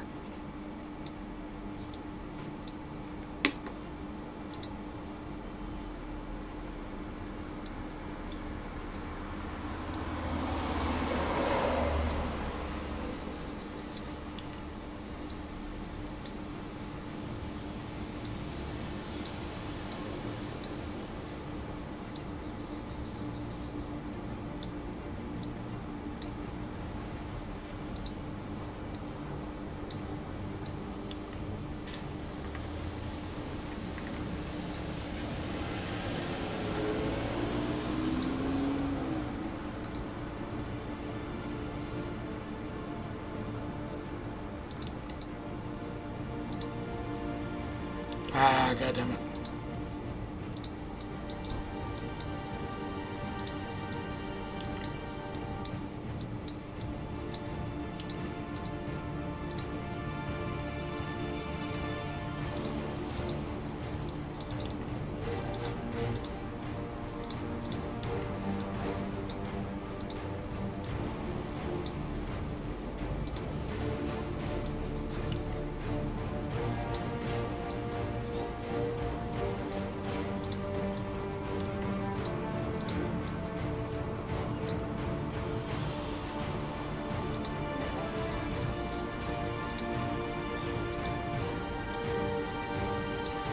Oh, one day this thing will not bug me.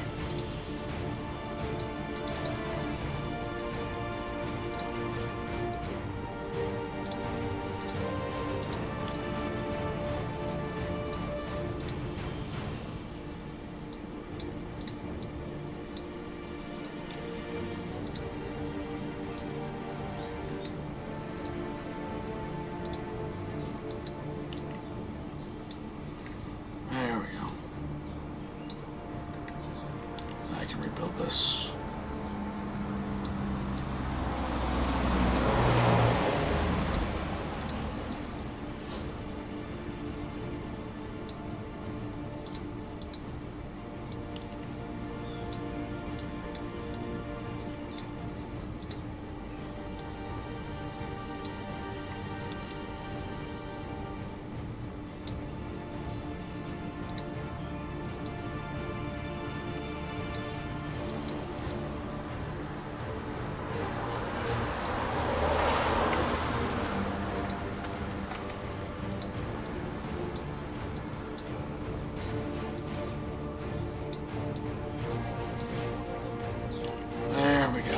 nice webbed battle.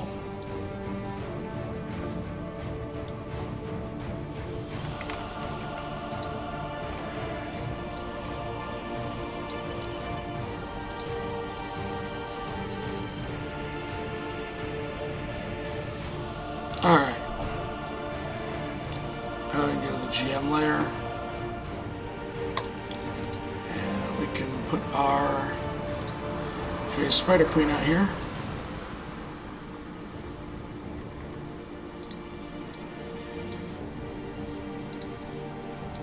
That's large, that's huge. So that's our Phase Spider Queen. And then we also need some... I see we need some Phase Spiders. They're large, right? Yes.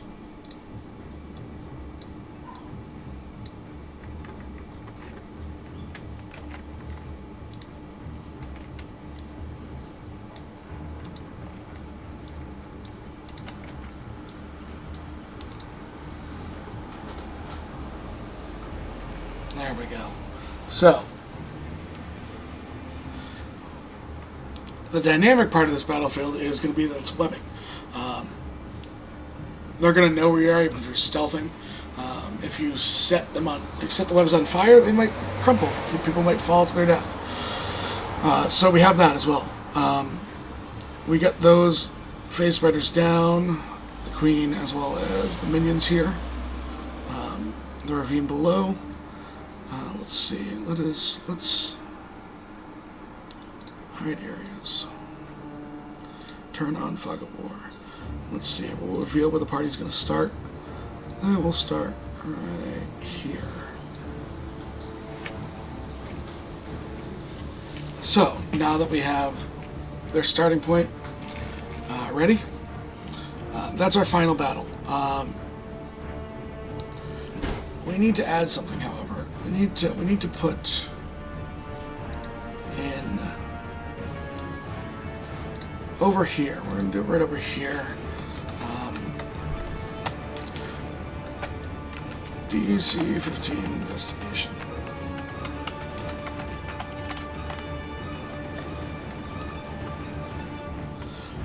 Let's go with like a rune, a crystal. Crystal, we'll say it's dark blue and pulsing.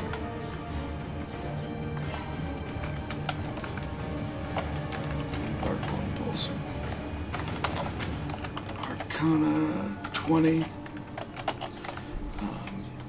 to gain info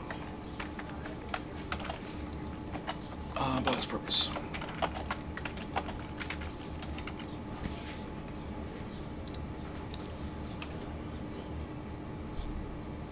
Alright, so there we go, there's that. So now we have, let's see, I can exit the Phase Spiders for now. Let's go back to editing.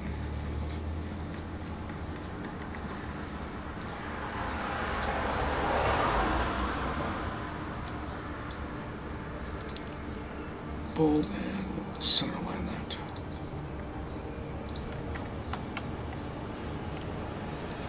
Alright.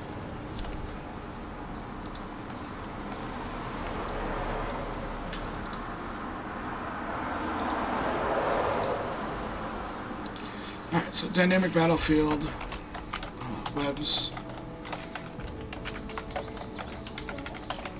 Webs, difficult terrain. Flammable.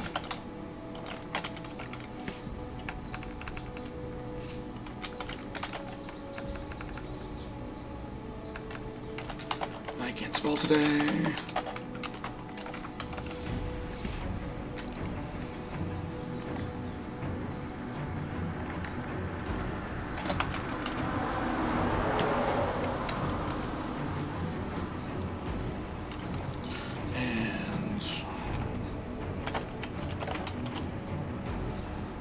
Map.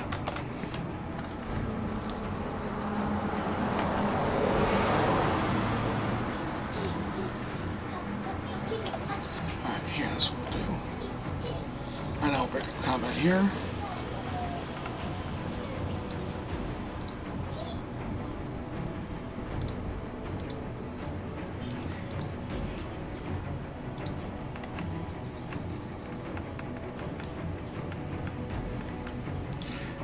is the lead up to the queen. What it is...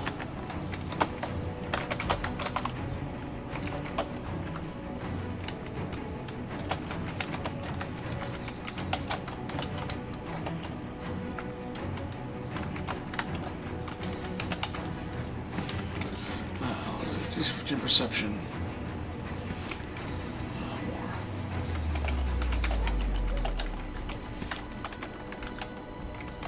Info. Nature check. We're just going to roll them all DC-15s. It's easy to do.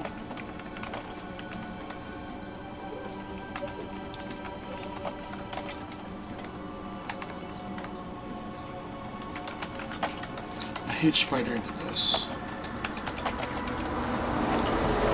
That gives them the warning of the queen, a much larger spider.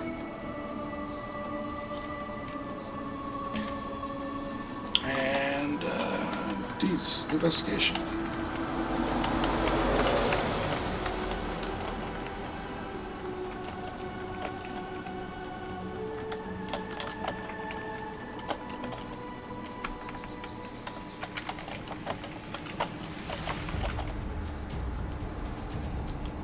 Note stuck in the...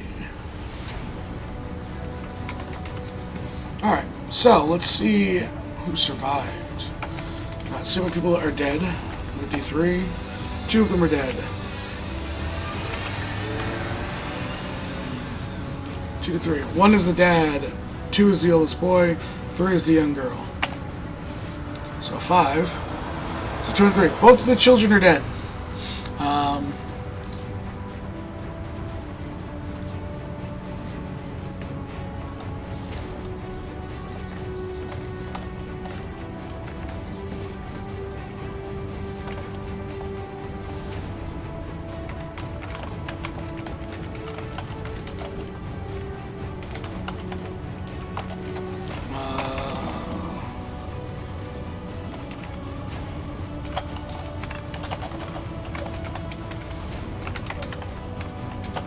Those in children's handwriting.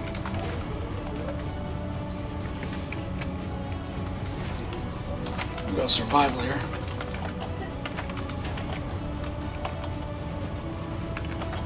Again, DC-15.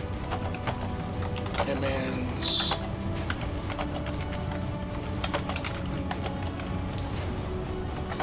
So they can find, if they follow, can find they could find who we named him. Ken Masters, weeping over the loss of his children.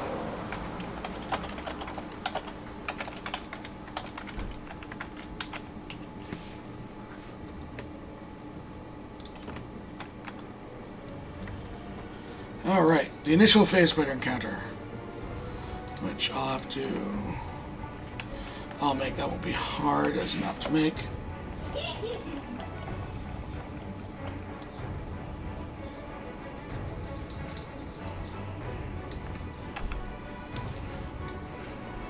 Bold and center text. That's easy. We do need to come up with a skill challenge. Why are they skill challenging? That can be easy. We can go maneuvering through webbing, which kind of sets it up better. Again, if they come up with something creative, we can get rid of the skill challenge altogether. Bypassing a large amount of webs can... So the webs block all of the ways through. And let's see.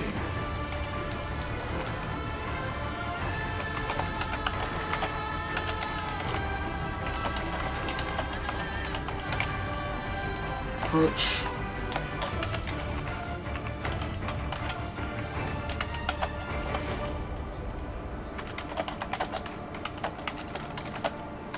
Acrobats try and move without touching the webs. Again, DC 15s, that's what we like for this level. Athletics to power through.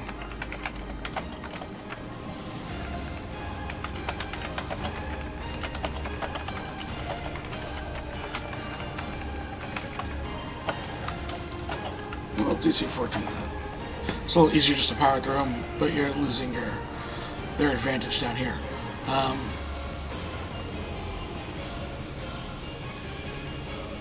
Okay, we have the initial here. So, center that text. Alright, skill challenge we don't need a map for, but we do need this initial phase spider encounter.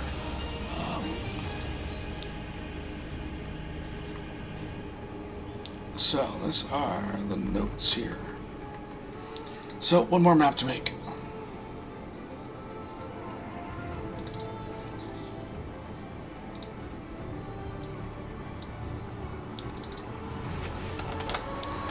Part 3.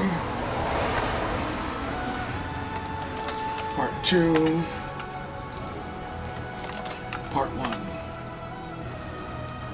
Yes, the kids both died. We rolled them out. You, however, Ken Masters, are alive. So yes, both the kids had died. You could not save them. You are currently distraught over the loss of your children.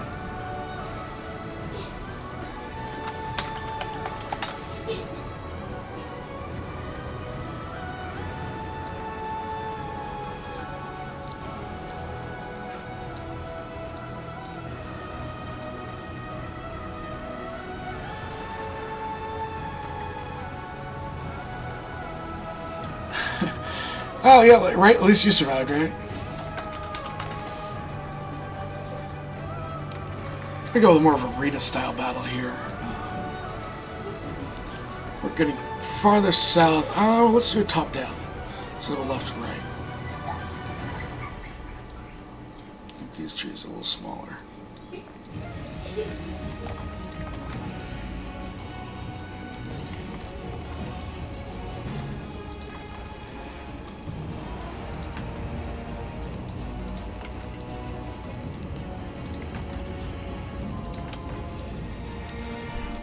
This one to be a little smaller in the middle, and this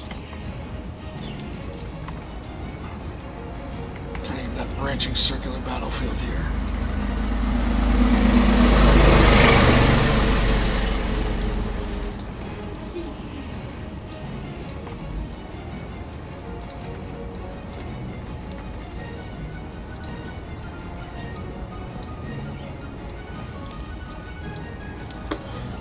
So, I need to draw a shape for this because there is a central trunk here.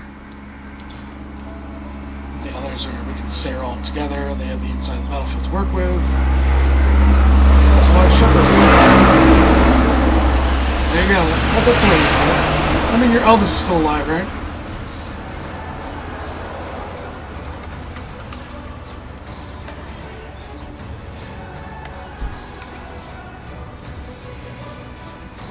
And it is 12:37. We have another like 23 minutes here before I'll end up hosting the kind of roleplay as they play today. Oh, that's not what I want to do at all. So yeah, they'll be playing today.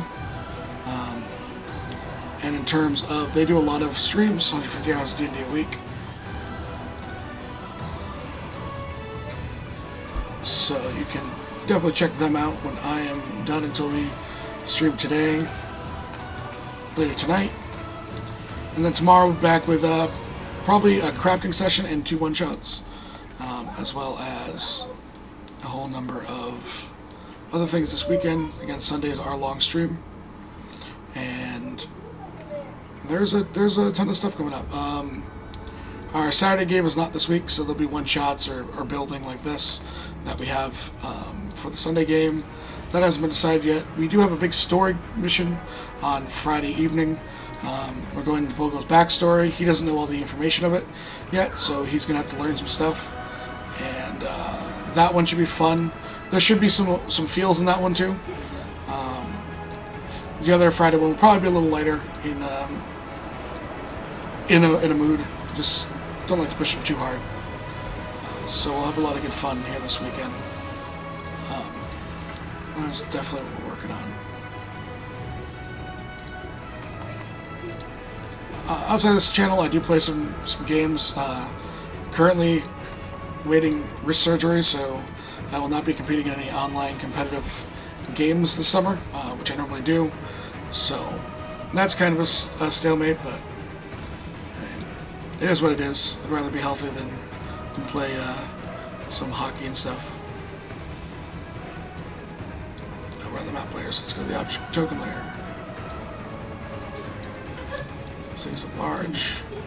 I need to go to the layer. Go to the DM layer for these. Alright. So these are a CR3. Let's roll a D3 and see how many more we get. 2 more, so it'll be 3 total.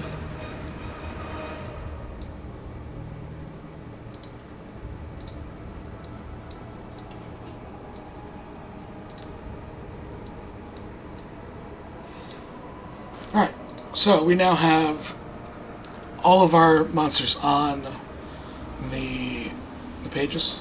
We have our maps built. We have our story pretty much crafted here. Again, let's go over and look, and then I will show some people how to make things on Roll20 quickly while we're doing this. We have the lore here, so we can center that. And that's all our mission stuff.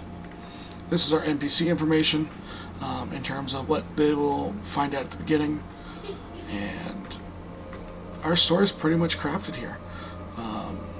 So we can do that. We can close out here. And let's make some token actions here, as this will make my life much easier. Alright, so in terms of making actual token actions, what you do here is you'll roll your attack out of here. You bite there, you'll push up to copy the actual macro itself. Scrolling all the way down, Control copy, enter, delete that out, go to attributes and abilities, add here. So what you first do is edit this. You're just going to call it bite, because that's what the attack's name is.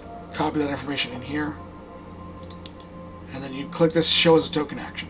And as long as you're dragging your picture out, or you go in and set it to represent a character, you'll see up here in this top corner that I have the word bite. I click it and it rolls it automatically. This makes me not have to go back in and out of the sheets as much, allowing people to see the battlefield. So that is for them. We'll do this phase squirrel storm as well. So we'll roll the bite. That is actually a pretty good roll. And copy that out.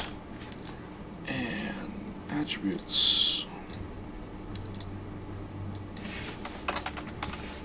Bite. Posting that in here. Phase squirrel storm. And done. So that is now a token action for this phase squirrels. Also, a lot of people have some trouble here with this.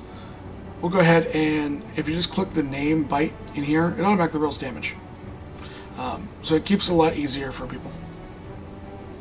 Yeah, I mean, if you're not around tonight, yeah, definitely. It'll be up probably right after on the YouTube.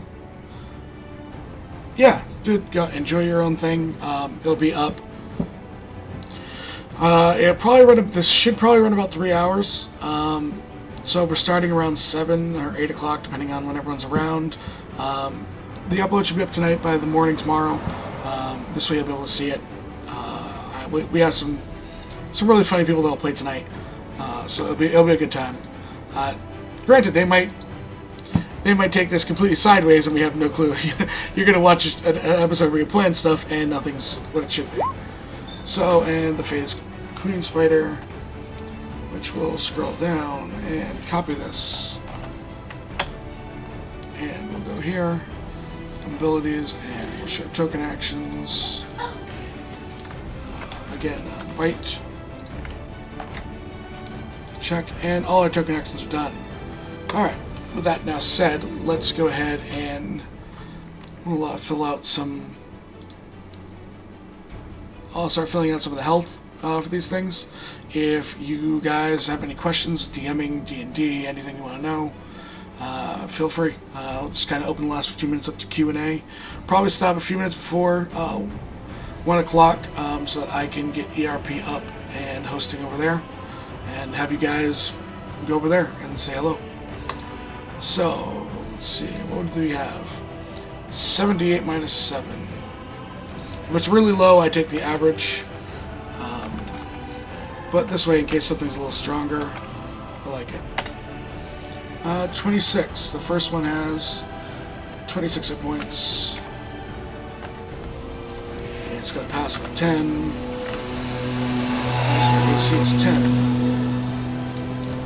So, what I like to do for the players, instead of them having to ask me over and over again, well, what's the health look like? What's the health look like? I just put a bar 3 up so that they can actually see the hit point, you know, the condition of it. Again, we'll roll another one of these. 24, exact even. So 24, enter, 10 and 10. So, again, we'll come here, making the bar, advanced, bar 3C, and bam. For my own here, I always put the names up for whatever reason, just so in case I forget what they are. We've all had mind blanks before. I just don't let the players see them. So, I wouldn't even come up. No, wrong bar, that's why. So that is the first one. So we have our initial encounter here. Again, set players up. Hide areas. Yes, turn on Fog of War. I'm going to reveal the starting blocks for them. That is their starting blocks. So that is where they will start off tonight. Go to part 2, rolling some hit points for the phase spiders.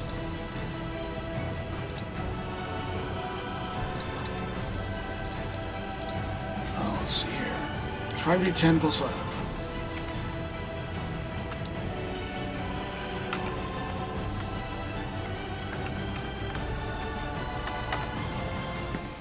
What are you doing, Bray? I'm watching. So again, 37 for the first one. And we'll go up again. 43 for one of them, so one of them rolled well. We'll do one more. And 40. Alright, the AC of these was 13, and passive is, I think, 10. Passive 10, and AC 13.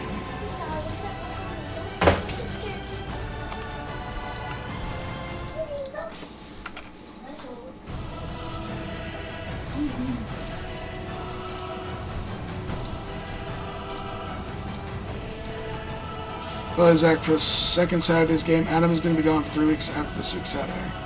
Okay, so we're missing it. Yeah, dude, anytime, Ken. Yeah, go ahead, try and get some sleep. I'm going to be doing more of these streams, so you know, anytime you have a raised block and just want to help out, hop in. And Tim, yeah, he's going to be gone for 3 weeks. Alright, I mean, we'll work around it. That's what we do. So I guess we're playing the next 3 Saturdays in a row. So that's going to be interesting. I'm going to have to call one of those off because I have to go to Boston. But we'll figure that out. We'll talk about it in Skype chat. And we'll go from there. What are you doing, Bradley? What is it?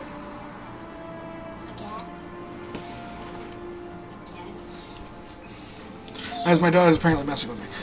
So I'm just putting a cat on your shoulder to make you look like you have a cat.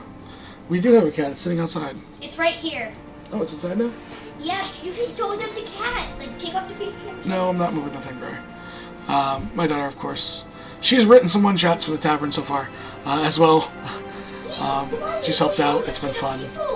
Yeah, she really wants to play, but she's in 11.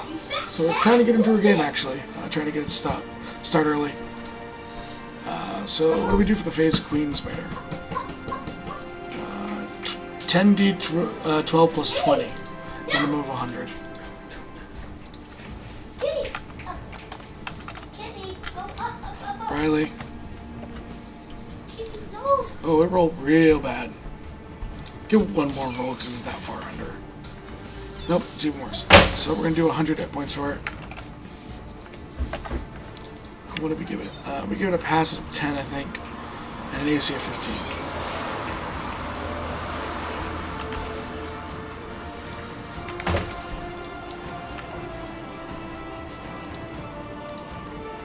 So again, putting up the bar for that one, and then we'll go up to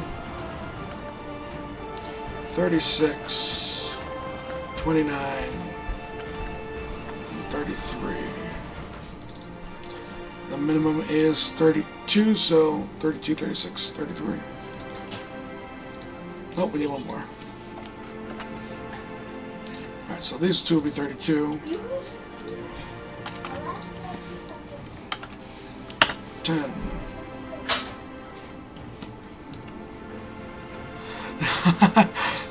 Yeah. Yeah, it was definitely worth it. Yeah, she did bring back a party member. So now be mean to Firefly Tim, or I will kill your characters, both of them, at the same time. Just in the Sunday game.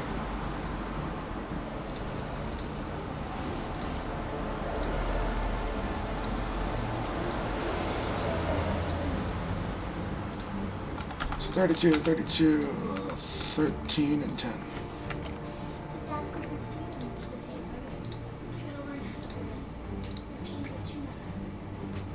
Yeah, no one gets to harass Firefly in my chat. We'll make that a rule now.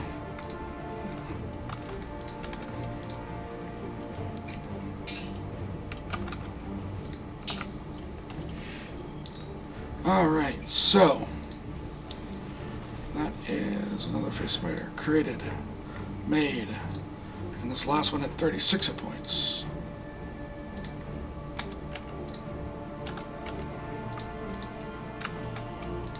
And 10 and bar 3 save. Alright, so everything's planned out, guys. It's been a blast. We're going into the Gray Mouse Woods, and as a final, I'm gonna keep messing with Zach in our games. Yeah, that's fine. In our final thing, Brandon, what are you doing? Come here, Brandon. So, as our final thing, I'm going to let my daughter say goodbye. Sit right here and say goodbye. Say goodbye to everyone. Bye. Daddy, look, I opened the can of... Down. Hi. I opened the can of tuna by myself. Yeah, but you got to look down in my head. Right? Say bye to everyone. Bye. Look, I opened a can of tuna by myself, Daddy. Alright, guys, thanks. Again, check out Encounter Roleplay today soon. And it's been a blast, guys. Thanks again.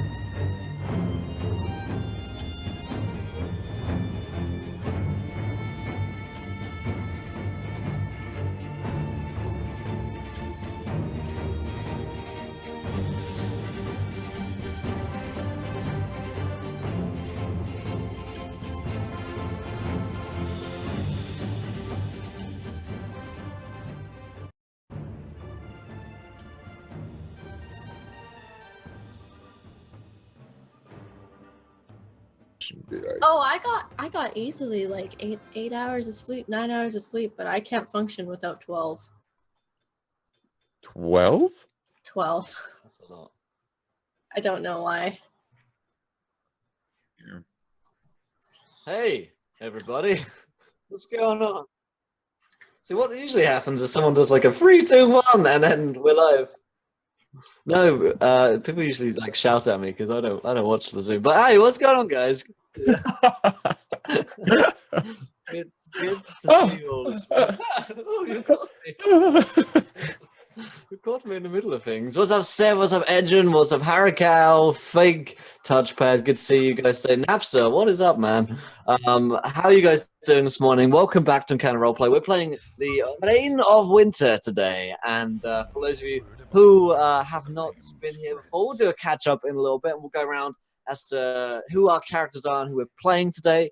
I think we have a question for Brian to begin off with. Are we level 5 or level 4? Did we level up? I don't remember. It's been a week.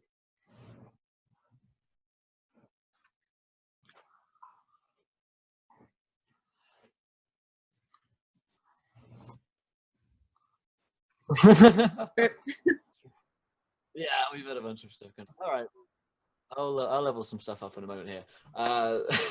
Drink, but that screen is muted apparently. There we go.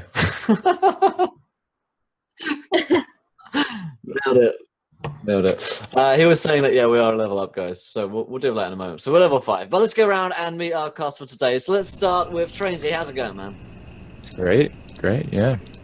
Good. Well, let's see who you're playing today. So who are you today? I'm playing Daylon Oakbrewer, the broiest of brewer dwarfs ever cast your sweet eyes upon. Indeed.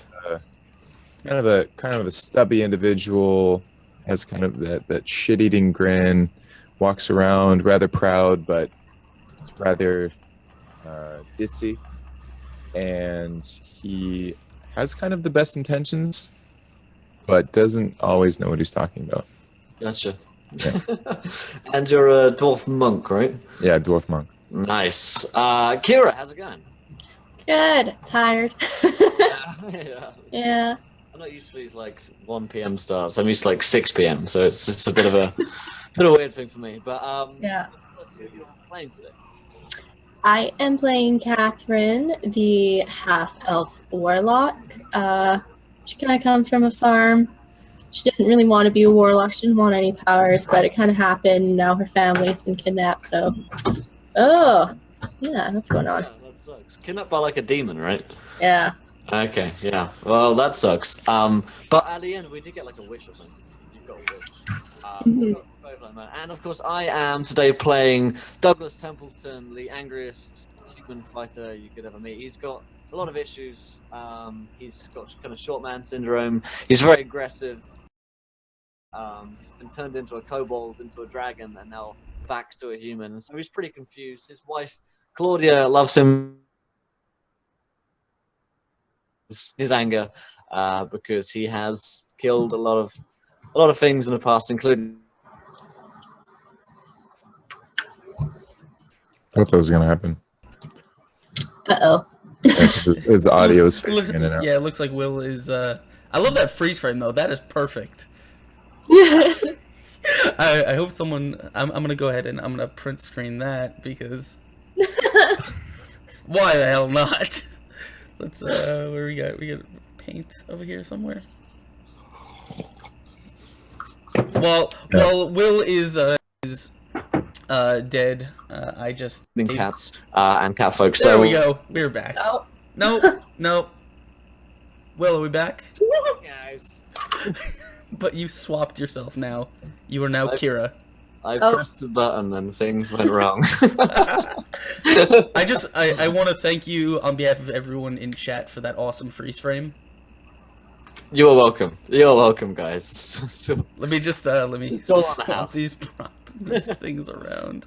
What's up, Travis? Good to see you, baby. But yeah, I was just finishing my description of Douglas, so we can move on to the recap for today, I suppose. So I guess Brian, you're the one with the knowledge. We're the ones to forget things. Yeah. So you want to lead us off here? All right. So, as I shuffle through and I attempt to find some appropriate music, you guys you had a bit of an eventful session last time you were here. You guys had started in the middle of this clearing that you would emerge into after you had rescued the noblewoman. You had sent her back to town with a new friend that you made, and you had basically continued venturing into the forest because, as you learned, the bandits were not the only threat. There was, in fact, some sort of magical portal that was creating this winter, this snowy realm, and you guys decided that that your job would not be finished unless you stopped this portal. So you ventured into the woods. You started at this clearing where there was this very creepy house with a doll that you're not really sure what happened to it. The doll disappeared, and then all kinds of haunting things happened around you. Also, you spent some time chasing a young girl who was very, very frightened and was I'll cover what she said if you want to remember it in the future. But she seemed very frightened of someone. Someone was coming to hurt her. And then right before she disappeared, she seemed to recognize you as someone who is not her tormentor. So that happened. Also, so you left the clearing after being turned into various monsters, and as you went further and further into the woods, you eventually found the portal. But the portal was not. It would not be easily won because it was guarded by a series of frost fae, little sprites and fairies and things, and also a very large frost troll, who you learned prior was named Teb Nutton. You fought. You fought the troll. It was a tough fight, but eventually you won out using a combination of fire and ingenuity on some of your parts. And with the troll defeated, you had a minute to catch your breath before kind of not really knowing what to do with this portal. It was just this real kind of freezing portal that you had no way of stopping or anything. And then out of the portal came riding a black armored man, a very intimidating rider on a horse. This dude. Yeah. He barreled out of the portal on his horse, only to have his horse sort of crash into the snow and then disappear in a puff of smoke. You came to his side and you learned that he was not, in fact, a black armored rider. That was all an illusion. He was, in fact, one of the horsemen of Baba Yaga, the mother of the White Witches and the god of a land called Irisin. He told you the tale that the queen of Irisin had plotted to keep her throne, to overthrow Baba Yaga, and to take over the land, and this particular portal was, in fact, her way of doing that. This was just one of many portals that she had created to spread her winter over the rest of the world. And at the Black Rider's request, you took his offer to, as he was dying, to take up the mantle of the Black Rider, to seek out Baba Yaga, who is now missing, and to find her dancing hut and rescue her.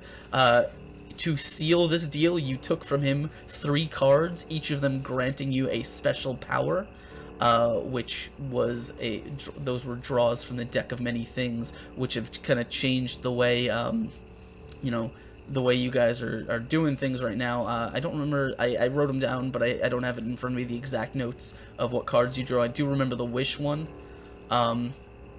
but when you took the cards, you basically took on this sort of compelling oath to fulfill the Black Rider's duties. He gave you these relics that you were going to use to activate Baba Yaga's hut when you find it, and you went through the portal. As you strode through the portal, you found yourself in a freezing, frigid land of deep snow and biting wind, you trekked down from the hill that you came up on, and you came across a group of travelers who were in the midst of fighting a giant mantis. As you dove in to help them, you helped them slay the mantis, and they offered you shelter for the night, saying that they would be happy to escort you to the nearest town that they are traveling to, called Waldsby. You made friends with the caravan leader. Her name is Nadia. And in the middle of your resting for the night, you were joined by a strange creature, a humanoid that came out of the forest, with blue skin, a sort of a long drawn face, and horns, as well as kind of satyr-like goat legs. Seemed to be a woman. She offered to provide services as a bard and just sort of hang around camp, though she was a little bit suspicious.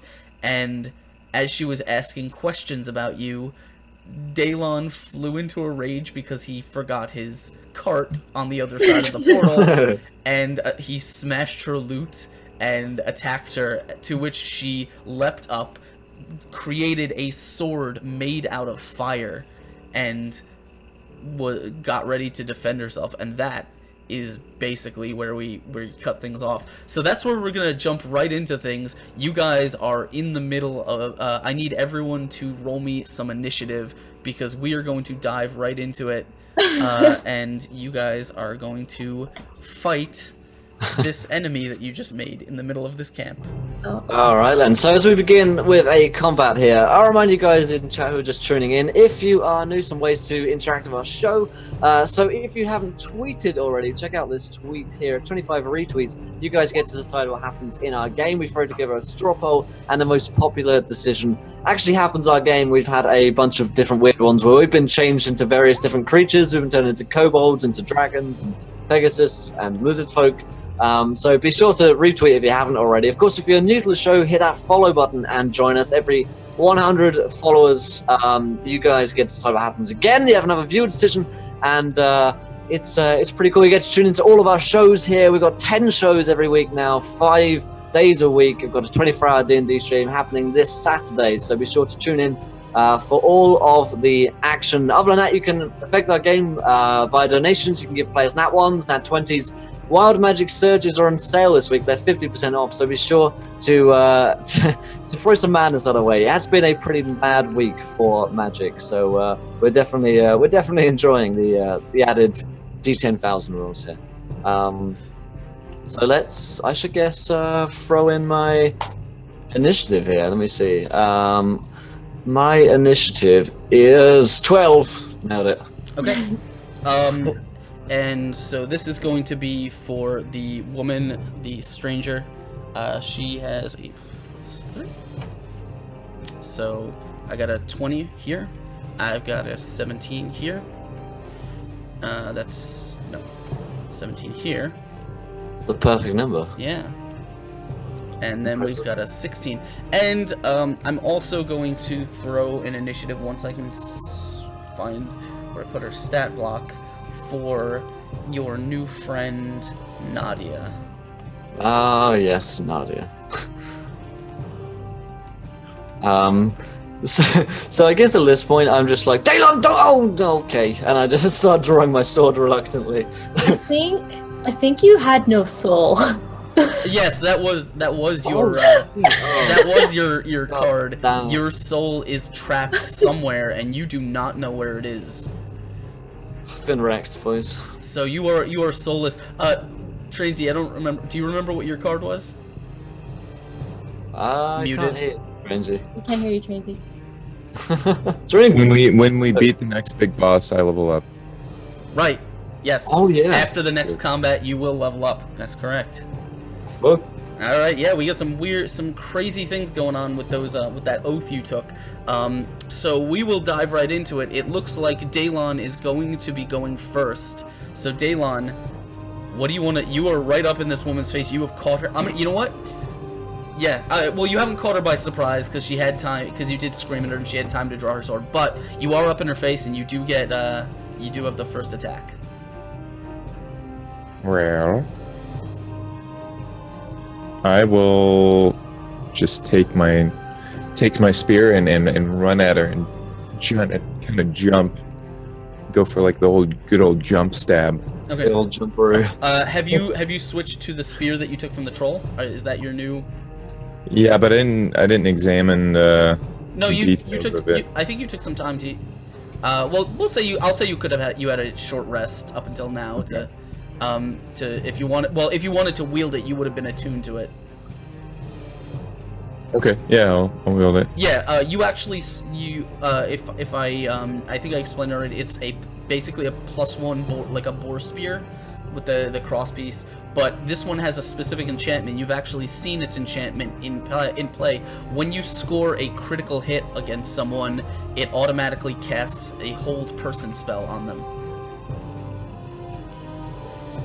So +1 to attack, or it's +1 to damage and +1 attack and damage. Okay. All right. Let me just roll this manual before I input it. What fighters get? The final champions get. Let's see. Yes. So Let me, 15. Sorry, 1 second. I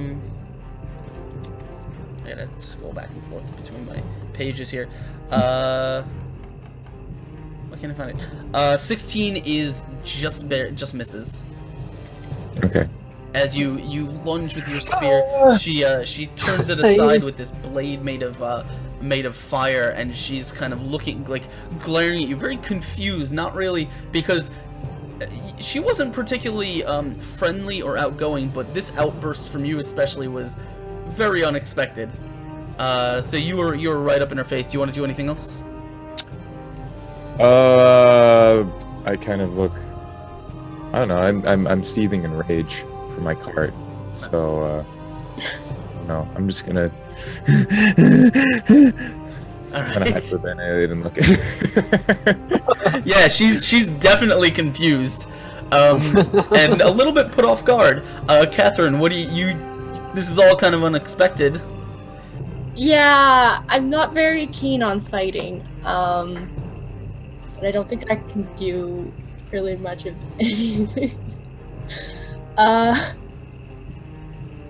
Kill her! I'm like, we might as well just kill her, Lan. Is that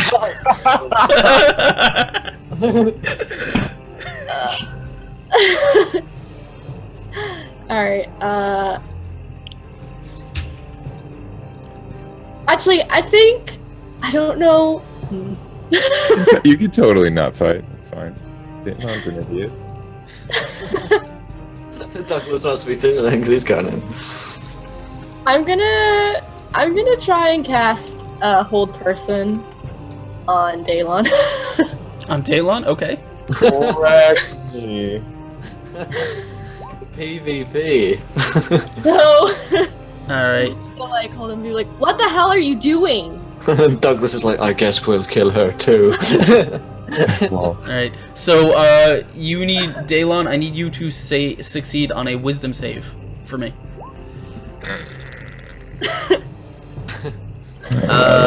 With 11 is not gonna beat the DC. So just as you thrust with your spear, you kind of feel this sort of invisible grip around you as your kind of arms are pushed against you, and you are paralyzed for the time being. You can still speak. You can still see what's going on around you. You just can't move or attack. Okay. Right. I'm gonna kind of like woman and just be like, don't attack us, please. I'm sorry. all this time I'm like, let's go. So.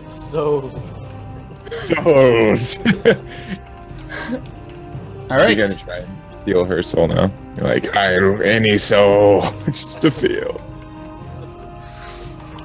So that is. Do you wanna move? Do you wanna go or stay where you are? I think I was kind of like standing in between them. Okay, So you can put your. Well, he's right up on her with his spear. Okay.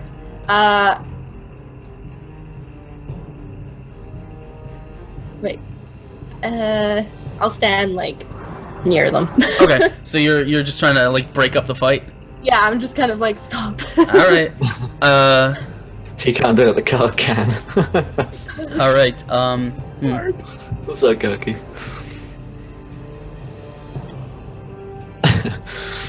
I've got this thing where it's like I've leveled up, and so I've got like this extra attack. So I kind of want to like use my latest ability on this new monster, like you might in a video game. So I need to use my new power on her.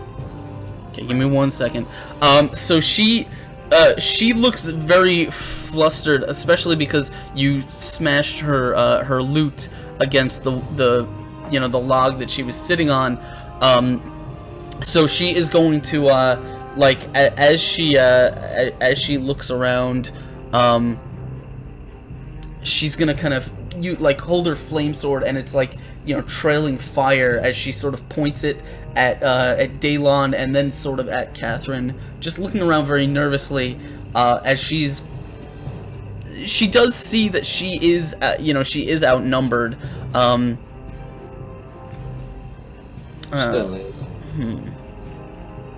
still going. Yeah. Yeah. All right. You know what? Give me. There is no relent. Yeah. Okay. Even though it's relent.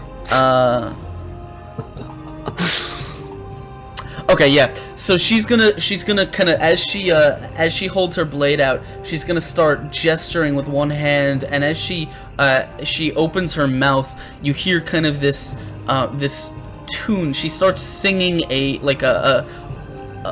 very ethereal melody, that kind of a sonorous chorus. As she starts, this song gets louder and louder. And okay. as she does, she's going to kind of gesture with her hand, and you all of a sudden you hear the notes of so I can't read that, but we got a donation. Oh, thanks so much to Kill Cannon. He donates £3 and says Strangy TV for a natural crit. Thanks so much, Kill Cannon. Yes. Thank you so much. Yeah, he'll need that. But as she starts singing, she starts sort of waving her hand, and you could almost see the notes of the song begin to almost become visible as she waves her hands through them. And then as she whips it towards you, all the notes are going to turn into little crystalline shards and are going to kind of burst out from her in a cone shape. So this is going to catch both Catherine and Daylon. You guys need to roll me a dexterity saving throw. Me as well? No, you're outside the cone. And he doesn't even need to spend his natural 20 because he rolls a natural 20. Boom. No, I can't move. Oh, yes. Yeah. You know what? You technically have disadvantage on it, but you know what? It's fine. You rolled a natural 20. We'll do it. You guys are going to take you're only going to take half damage from this. So this is going to be 7. So you're going to take 4 damage each. As these tiny crystalline shards just sort of explode outwards, each of them sort of singing through the air, almost as if they're like an individual note striking you. And right. she's going to continue to step backwards a little bit. All right. Yeah, she's a bard. We can kill her easily. As she does this, Nadia is gonna shout from the as she jumps up. She's gonna shout. She says, "What are you doing? And then she kind of, as she sees the attack against you guys. Sorry, I have to scroll down to Nadia's page. I really should copy this somewhere. She says. You see her kind of pull her composite, her well-made recurve bow off her back and knock an arrow. And as she sort of takes aim, she says, "I don't know what this creature is, but it is. It seems to mean us harm." Maybe it has a soul. She's still a little bit confused because she doesn't know exactly what's going on, but she's gonna ready an arrow, and if I guess she's kind of giving you some backup. You may have to convince her to jump in the fight, because she's still kind of confused as to what to do. But She's not the only one, don't worry. yeah. While she's getting ready and kind of getting her arrow set up, what do you want to do, Douglas? I want to kill the bard woman. What's her name? You may not have asked her, but her name is Mirul. Mural. That's a pretentious name. I'm gonna move up to her and I'm gonna stab her with my sword Okay. twice. Because I've got extra attack now. Fuck yeah. It's an 11 and a 19. The 19 will hit, yeah. Oh yeah. So she takes 15 damage. Oh, wow. Jesus. And it into her. Mia. Let me feast on your soul. You have no idea if you're actually capable of doing that. You know you want to do it. I'm gonna try it. All right, so your sword comes colliding into her as you sort of barrel into her from the side. As your blades bite deep right, through her cloth, clothing and armor, and just sort of cuts a deep wound right in her abdomen.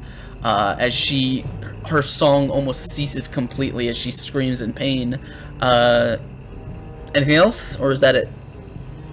I think that is it. Other than welcoming Rickmo, who's the first time watching. What's up, man? He's been just running this game in Pathfinder himself, so he's glad to see us playing some Rain and Winter. Awesome.